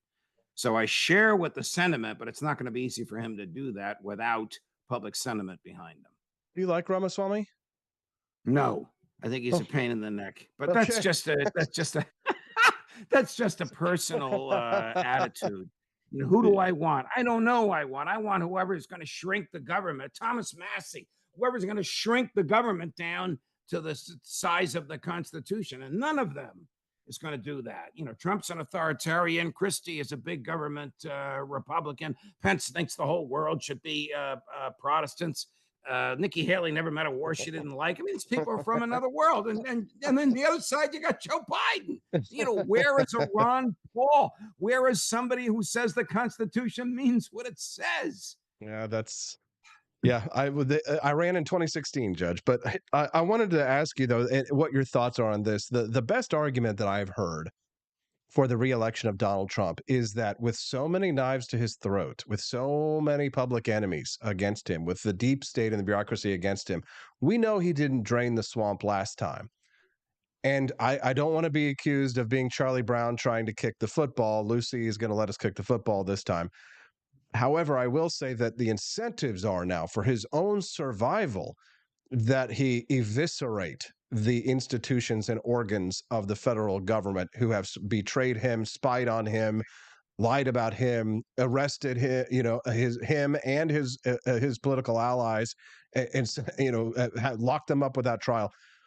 That the reelection of Donald Trump, to make him the next Grover Cleveland, if you will, puts him in a situation where, like a bull in a china shop, he will destroy. He, like Samson in the Bible, Judge, brings down the temple walls, perhaps even on his own head, but down come the temple walls. That's the best argument I've heard for the reelection of Donald Trump. That's a legitimate argument that a lot of libertarians accept. I'm on the opposite side of that. We have chaos in the world and in America today. And it's very dangerous because chaos leads to authoritarianism, and I don't trust anybody with that kind of authority. But I understand your argument, and it is appealing. That which he couldn't get away with first time around because he was going to run for re-election, he might be able to get away with a second time around in the White House because he can't run for re-election. So he might not care what the public thinks about his dismantling of the government. Is the deep state a danger? Absolutely. Profoundly, it's a danger. Can he appoint a director of the FBI who will dismantle the FBI? I'm raising my hand, Mr. President. I'll take the job. You're in, Judge. I would hire you in a second. You're one of the only people I'd trust to do it. Judge, who do you have coming up on your amazing and incredible Judging Freedom podcast? I have the great Scott Ritter at 3:30 Eastern today, how it is now whispered amongst all military people and diplomats in the West, below the radar screen, Ukraine has lost the war. Everybody except Joe Biden and Victoria Nuland and Jake Sullivan now recognize that. I don't know if they recognize it inwardly, but it's talked about openly in Europe today. 3:30 Eastern, Scott Ritter. Another, like you, fearless and courageous person. Judge, there are very few men that I've known in my entire life, my 42 years, that I could count and say that I could say very openly and deeply how much I love. And I do love you, Judge. Thank you very much for your time. Thank you for fighting for freedom. People like you give me hope. We appreciate you. Right back at you. Thank you, Austin. Until next Wednesday.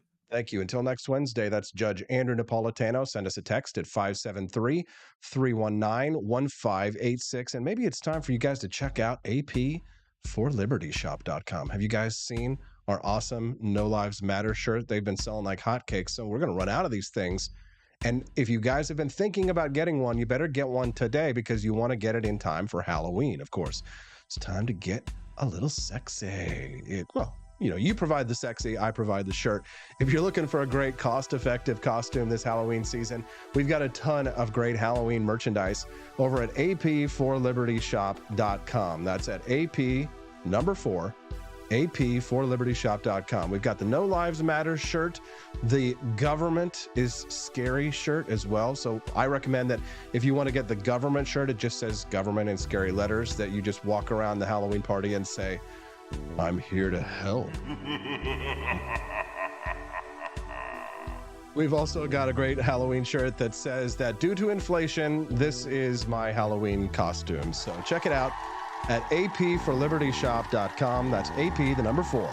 AP4LibertyShop.com. Get your No Lives Matter shirt. I've seen people's eyebrows raising when I wear this around town. So just imagine all the funny looks you're going to get and great laughter. You're going to be able to tell if somebody has a good sense of humor when they see you wearing our awesome Michael Myers AP4 Liberty Shop shirt. No Lives Matter by Michael Myers. There you go. Bring in the sexy. All right. We've got Cliff Maloney who's going to be joining us coming up next to talk more about Kevin McCarthy getting yousted as Speaker of the House. I'll tell you, he's got an interesting point of view on it that we haven't heard from anyone else. And you'll only hear it here exclusively on the Wake Up America Show at wakeupAmericaShow.com. Snow Goose Lodge in Jamestown, Kansas, your home away from home. Choose the comfort and privacy of our individual rooms, each equipped with its very own locking door and en-suite facilities. Or bring the whole family and make memories in our communal space. Snuggle up on our plush recliners or share a meal around the dining table that comfortably seats 8. Our kitchen is armed with everything you need, from a microwave to a full-size fridge. For a bird's eye view, book the Eagle's Nest. Enjoy the privacy, storage space, and its very own toilet and shower. For just $450 a night, reserve the entire lodge. Perfect for reunions or retreats, accommodating up to 8 guests. And remember, Snow Goose Lodge is a haven for kids and dogs alike. So bring the whole family. Book your stay now and get 20% off your first booking using the code WAKEUP. Good morning to the Cantina crew. This is Elon Musk, the CEO of Twitter. And I just want to say thank you for watching the Wake Up America show. I've decided that Austin Peterson will be the new CEO of Twitter.com, effective immediately. First thing to do, though, is I've got to go and blast off into space.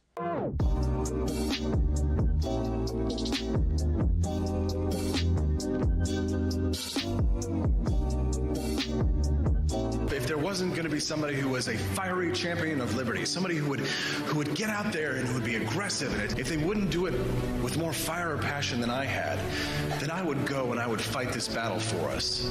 I've fought for the principles that we all share. Parties tend to be secondary to me. We're here because we believe in the principles of liberty. I am not a perfect messenger, but I think I'm a damn good one. This is a replica of our first president's flintlock pistol. You have my full support, my respect, and my gun.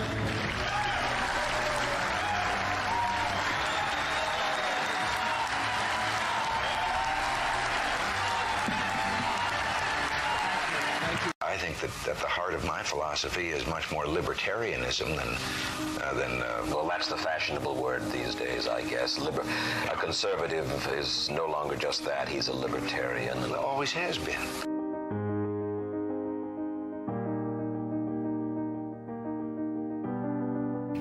Yet any time you and I question the schemes of the do-gooders, we're denounced as being against their humanitarian goals. They say we're always against things, we're never for anything.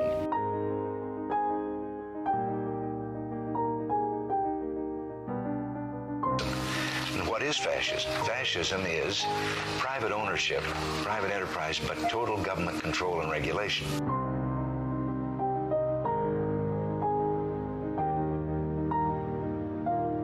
Well, the trouble with our liberal friends is not that they're ignorant. It's just that they know so much that isn't so.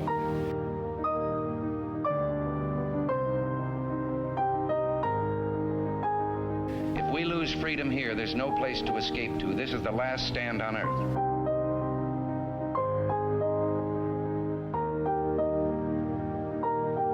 This is the issue of this election. Whether we believe in our capacity for self-government or whether we abandon the American Revolution and confess that a little intellectual elite in a far distant capital can plan our lives for us better than we can plan them ourselves.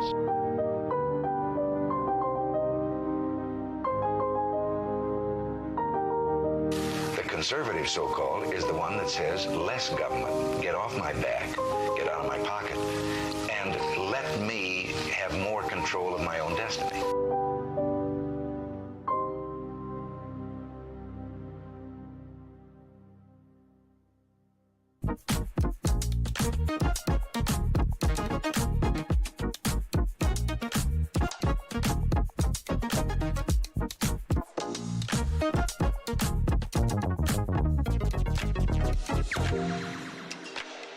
What would happen if I had to pick up the phone, call 911 for one of my family members or one of my neighbors? What would I do if no one was on the other end to respond?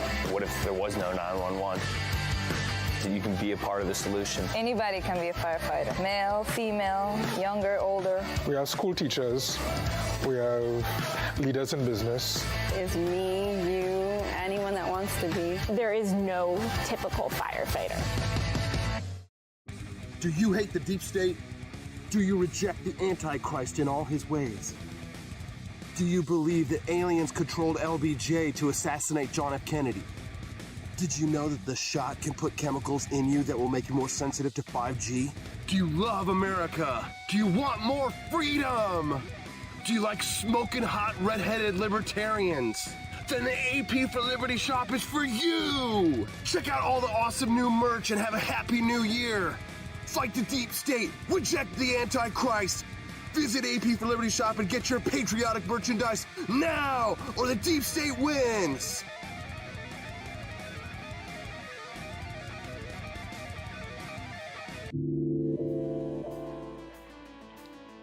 Good morning, Rise and Freedom. I'm Austin Peterson. You're watching and listening to the Wake Up America show at wakeupamericashow.com.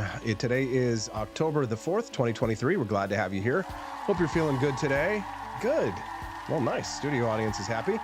Make sure that you click that like button and subscribe to the channel. If you love economic freedom and personal liberty, that's what we're all about. Well, Matt Gaetz yousts Kevin McCarthy as Speaker of the House.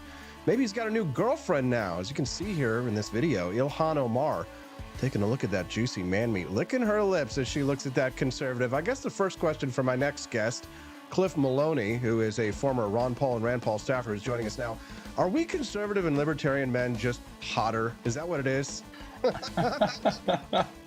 You know, there's something about a little revolution that I think even the socialists enjoy.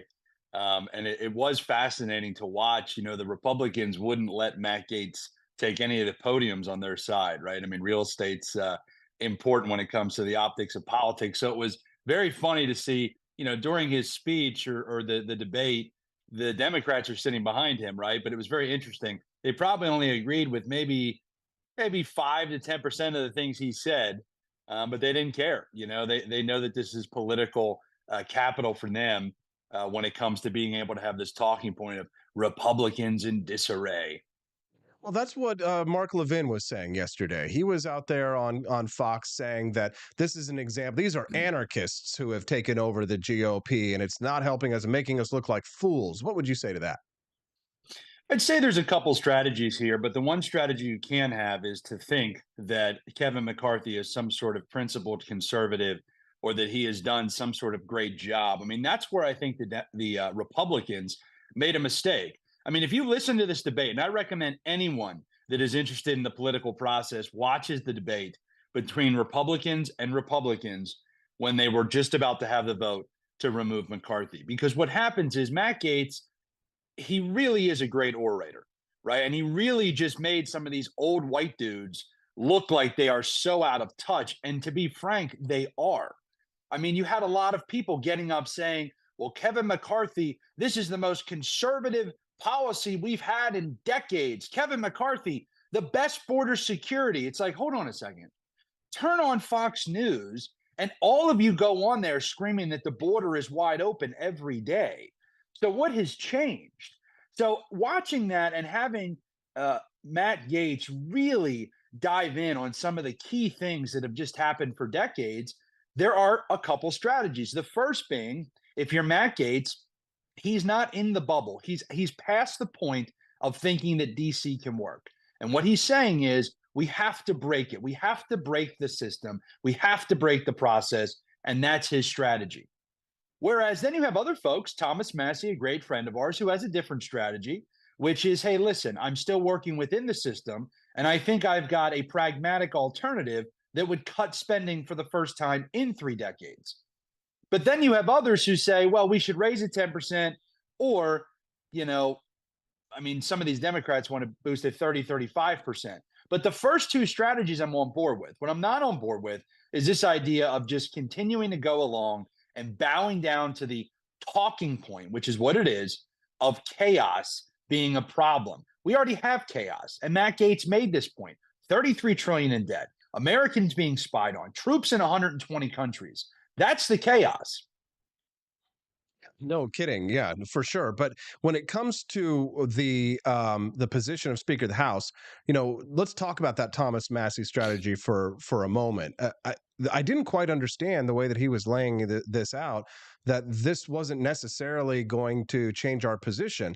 But I just saw this more as like, holding these people accountable to their promises so that the next speaker, whoever it is, knows that if they want to do the job and stay in that position and not be embarrassed, then they better do what they say they're going to do when they got nominated. So can you talk us through the Thomas Massie view of this?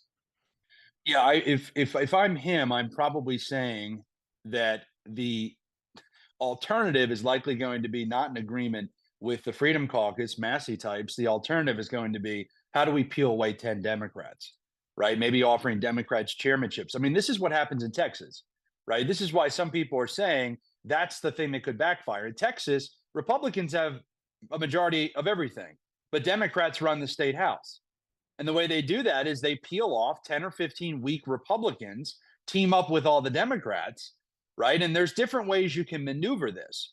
So I actually think the next speaker, I am one to believe that it will be somebody outside of the body. If we are to get to that, I think they need to find somebody who hasn't, upset members of the caucus, somebody that's kind of seen as a neutral dealer. Or I keep saying this, I do think Donald Trump is an option. I said this way before it was cool to say this. And the reason I say that is not because I'm out here saying I want Donald Trump to be Speaker of the House. I'm not even saying Donald Trump wants to be Speaker of the House.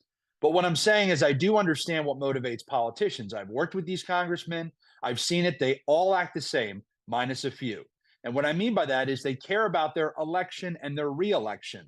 And if Donald Trump is up and it really is a clear vote of for or against Trump, a lot of these Republicans, they don't like Trump in private, but they run as Trump Republicans. Their Republican voters have an approval rating of Trump at nearly 100%. So I do think it will either be some sort of outsider, or you have a handful of people in the body that are able to talk to both the McCarthy holdouts and the McCarthyites. One of those people is Thomas Massie. One of those people is Byron Donalds. You've got Jim Jordan. There's a couple of those that maybe they're able to maneuver. But I'm afraid we probably end up, when all is said and done, with some sort of McCarthy-light establishment type that's either teamed up with the Democrats or hopefully he's given very hard promises, Austin, like you said, and the incentive structure of what just happened to Kevin gives them a fair warning. Stuff. Yeah, if you're just tuning into the Wake Up America show, good morning. I love it. Let's give him a round of applause. That's Cliff Maloney talking right now. And he is a former Ron Paul and Rand Paul staffer. I'm your host of the Wake Up America show, Austin Peterson. I imagine for the 1,000 plus people who are watching us live right now, for many of you, it's the very first time that you're probably watching the show. We're glad to have you here. We'd love to have you come back and join us. Make sure that you click that like button and subscribe to the channel here at rumble.com to help us to spread the message of economic freedom and personal liberty. And it's also a great way to start your day. We're live Monday through Friday from 7 a.m. to 9 a.m. Central, 5 days a week. It's a great way to get all of the best political news content, gossip, drama, and plenty of hot libertarian babes joining us as well on the show. Studio 314 just dropped $5 in the tip jar. Thank you for that, Studio. Things like that help keep us running here. He says, always good to see Cliff on the show. Great segment. Thank you very much for that. We always appreciate Cliff taking time for us, even when he's out of town. So what's the next steps here? So we want to see a, McCarthy light, for example, probably the best case scenario, somebody who actually might push it through. But what I'm hearing from the Mark Levins of the world and the critics of this, what they're saying is that nothing's going to change. They're still going to fund Ukraine. They're still going to spend the money. They're still going to do continuing resolutions. This changes nothing. Do you agree with them? No, I don't, because I think we don't have an idea yet of who the speaker will be, right? I think we need to see it. I think it'll be very drastic. It'll either be, hey, the speaker won because of Democrats, or B, the speaker won because of the Freedom Caucus. And those are two very, very different scenarios, right? So I think until we get there, we won't know. But I really think it's funny when the establishment, and I got to give you credit here, Austin, because I think alternative media has allowed people like Matt Gaetz to be able to communicate, right, to the masses about some of these processes and why they're so broken. And so this talking point that for years would work, oh, well, we can't shut the government down. You just gave a 6-week vacation. Like, what are you talking about? You guys you don't work a French work week. You work a 1-day work week. Like, it's insanity that these folks act like they're working hard for the American people. So that talking point is out. The second talking point that I think is absolutely hilarious is this idea that, they're going to say that Republicans are in disarray. Look, that might be the case, but normal people, soccer moms, people trying to put food on the table and pay their mortgage, they care about the economy, right? Us libertarians, we hate that. We wish they talked more about liberty and the Constitution and our freedoms. But the reality is, if you want to be impactful or effective, you need to realize that voters care about the economy. And who in voters' minds controls the economy? It's the president. Not endorsing that, not saying it's true, but that's how people think. The economy is owned by the president. And so I just think that talking point that, oh, Republicans shut down the House, that's going to be too much to get to voters. The economy is going to be what impacts it. And I still think that'll be the major driving issue going into the election. Here's the thing. For a while, I thought that, 2024, if it's Trump versus Biden, would probably be a repeat of 2020. But I'm changing my mind on that, Cliff. I think that things are starting to change. I'm seeing more weakness in Biden than I expected. And I think more people are saying the same thing, as approval ratings are in the toilet. When it comes to Donald Trump's ability to beat Joe Biden, I almost feel as if Donald Trump could win as long as he doesn't do anything too crazy, that it seems as if the strategy here is to just not snatch defeat from the jaws of victory. What I'm seeing in the polls, I mean, they say that was an outlier, that Washington Post poll where he was beating Biden by like 10 points, for example. That's probably, much higher than it actually would end up being. But we are starting to see that trending that way. I think it is indicative of that. And the Democrats are freaking out. The Young Turks, Cenk Uygur writes in Newsweek he needs to step down. Bill Maher says he doesn't need to go run for a second term. I don't know if he's physically capable of doing it. Honestly, the only thing I fear at this point right now is that they replace him with Gavin Newsom. I think that the Republicans' best bet to win at this point is if Joe Biden is the candidate again. Do you think I'm right on that, or what would you like to add? No, you're spot on. I think a lot of people are talking about the Republican primary, but to me, it's the Democrat primary, right? That is what determines this election. I think Donald Trump, look, you can look at polling and you can say that different candidates would perform well in different states. I mean, I care about a lot of down ballot races. And so the person at the top of the ticket is very, very important, right? That's something that you might not be involved in that specific race, but in a state like New Hampshire, you go from having maybe 20 to 30 swing districts to 100 swing districts, depending on what the top of the ballot looks like, right? And you can look at this 2018 versus 20 versus 22. So I think you're spot on that the question of Joe Biden being the nominee, that is the question. Now, I've heard people like Michelle Obama, we've heard Gavin Newsom. I'm sure Eric Swalwell will want to put his name in the hat here. That guy's so out of touch with reality.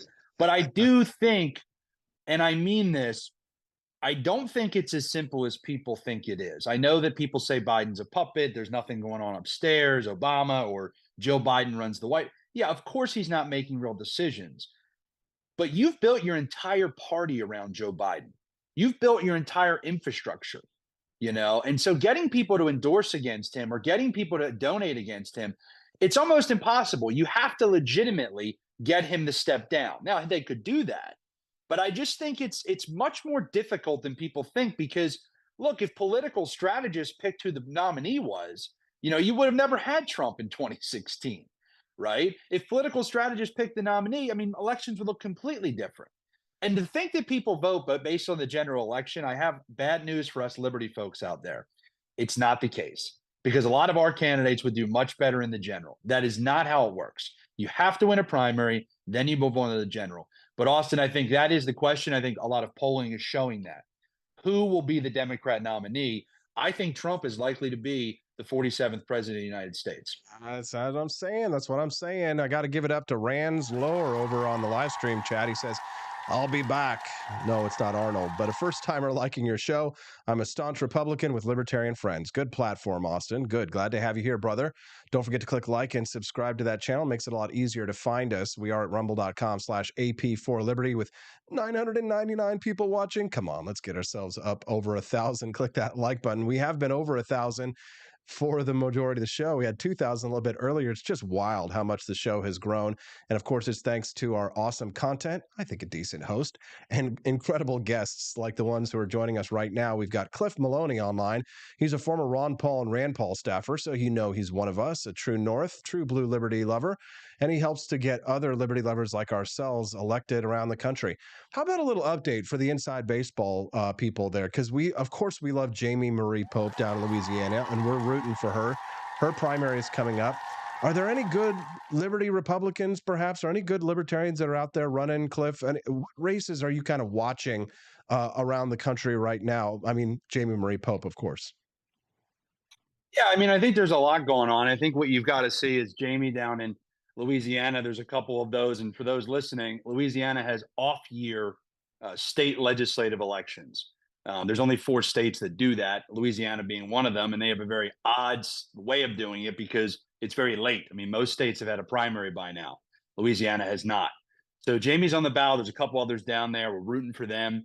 I mean, right now, I think you've got to look nationally at some of the states where you see these huge liberty caucuses, people lined up that are extremely impactful. And so I would just share with you, you've got states like Missouri that have some awesome people at the state level. You've got states like New Hampshire, states like Idaho. Okay, Idaho is kind of this gem that people don't talk about. Idaho, 12 Liberty state senators took out rhinos on primary night in 2022. Now, I would call it the sniper maneuver. It's now done. You can't hide anymore, right? So I'm sure they're going to be smacking back as hard as they can. But I think you do have a lot of these states, and that's one of the things I'm focused on is trying to go into some of these states and find one where we can adopt liberty principles and make them real laws, right? A state where we can show an example. And I think if you do that, obviously you've got groups like the Free State Project in New Hampshire, but if you team all of that together and we create a liberty state where people see that our principles boost the quality of life, bring down the cost of living, right? And just, we bring jobs and companies into these states. it's going to set an example. And I think I have found for anyone who actually thinks public policy is the way forward, some people don't, and that's fine. The way to do it is to lead by example. I think we've been screaming for a while about why policies don't work. And I think you're seeing this now with social media and big tech, right? Alternatives are what have solved these problems, right? Creating our own economies. I think we have to do that in a state. We have to go in, let's adopt some liberty principles, make a proof of concept, and then say to others, hey, you should really try this out. It works. Love it. Absolutely. And love to see it over there on the Rumble chat. Sign of Jonah drops $25 in the tip jar. Brother, thank you. He says, God is awesome. Give it up to her, Sign of Jonah, and give it up to God. Cliff Maloney is joining us live right now here on the Wake Up America show, and I'm your host, Austin Peterson. We're glad and grateful to have Cliff Maloney joining us as a former Rand Paul staffer. We've been talking a little bit about the youster of Kevin McCarthy by Florida Republican Matt Gaetz. We talk a little bit about Donald Trump and Joe Biden, and we're talking a little bit about libertarians who are running around the country. That's what we believe in. Cliff, is there anything else that you'd like to share with our listeners before we let you go? Anything you'd like to plug to the 1,000 people watching us live right now? Yeah, cliffmaloney.com. If you're looking to run for office, if you know somebody that's a liberty candidate, love building plans, love strategizing, and most importantly, love to win. That needs to be the key for all you liberty lovers. cliffmaloney.com. Austin, appreciate you as always. Thank you, Cliff. Thanks for getting up early and joining us here. I know you're on the road, but we're glad that you took some time for us and glad the internet worked. Appreciate you. Take care. Thanks very much. What do you think of Cliff Maloney? Send us a text at 573-319-1586. Mr. Speaker, my friend from Oklahoma says that my colleagues and I who don't support Kevin McCarthy would plunge the House and the country into chaos. Chaos is Speaker McCarthy.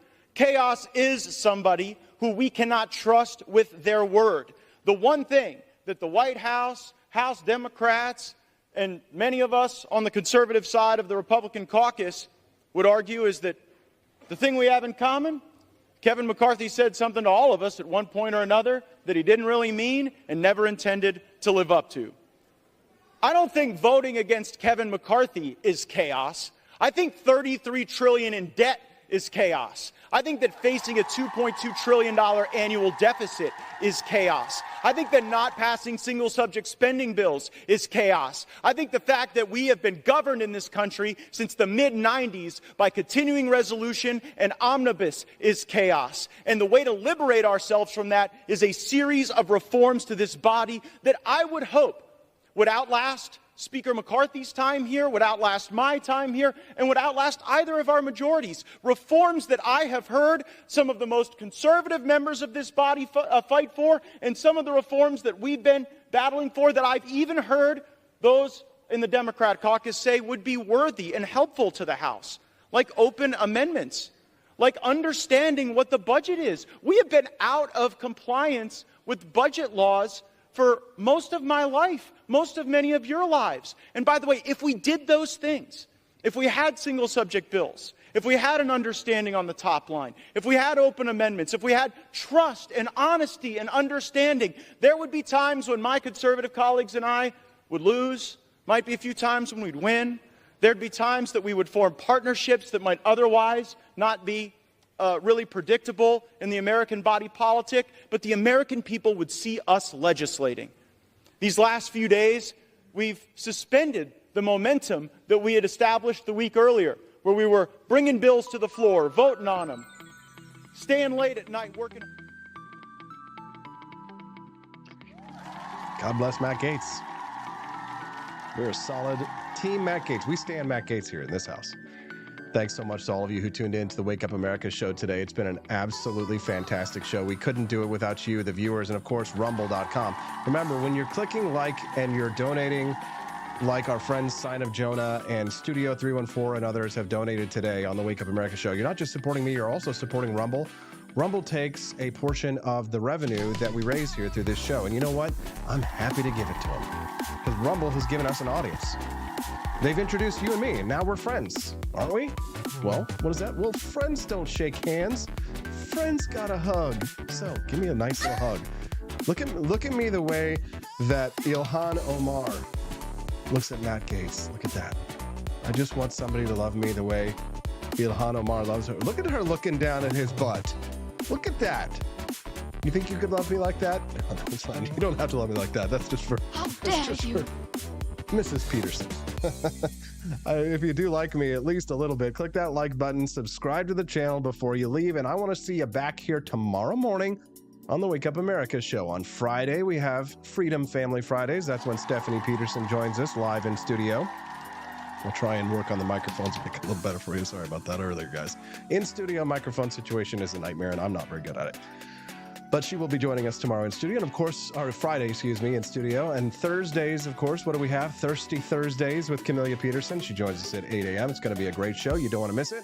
And of course, don't forget to visit ap4libertyshop.com. Get some delicious Founding Flavors coffee and your No Lives Matter shirt. Get those Halloween orders in so you can get your awesome costumes in before Halloween at ap4libertyshop.com. All right, we'll see you tomorrow on the Wake Up America show at wakeupAmericaShow.com.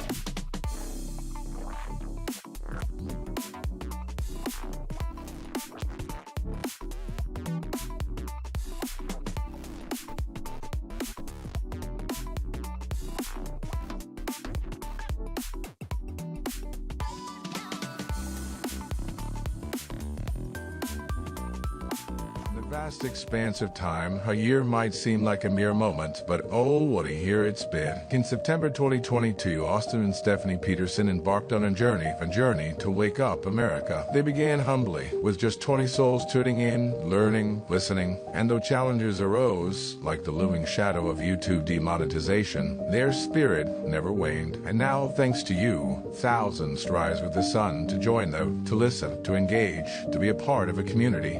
So here's to you, and to Wake Up America, for memories shared, for friends made, for the journey ahead, and for never, ever forgetting to rise and freedom. Happy anniversary. I'm Donald Trump, and I approve this message.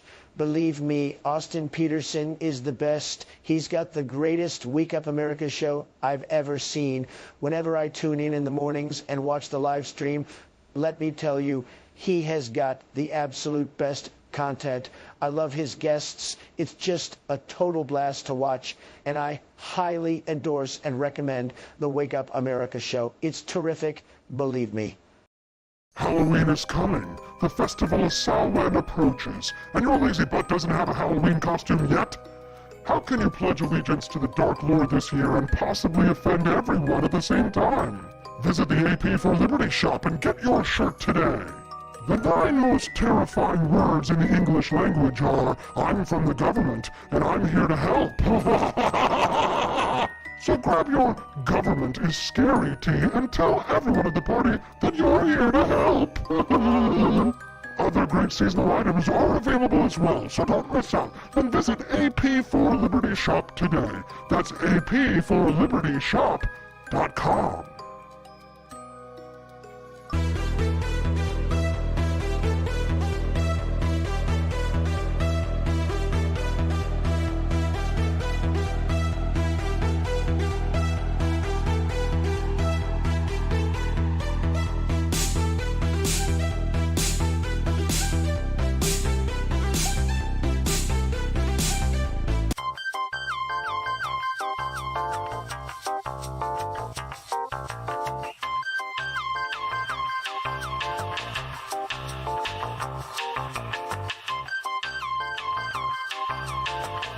I'm a public defender. I am a public defender. I'm proud to be a public defender. 80% of Americans accused of a crime will get appointed a public defender. Everybody from a speeding ticket to capital murder. For every $1 we spend on public defenders, we spend $3 on prosecutors. Public defenders have to do pretty much everything on their own. Social workers, counselors. Investigating is another piece of it. The average public defender holds 300 cases annually. You never feel like there's enough time. Public defenders have health issues all the time. A lot of people give up and say, I can't do this work anymore. Gideon's Promise trains, mentors, and supports public defenders. There are a lot of people who say that they would not still be public defenders, but for Gideon's Promise. It's fueled me to continue on in this fight. Gideon's Promise has changed the face of public defense. People see us as troublemakers. Good trouble only. We don't make it easy. It should not be easy to take away someone's liberty.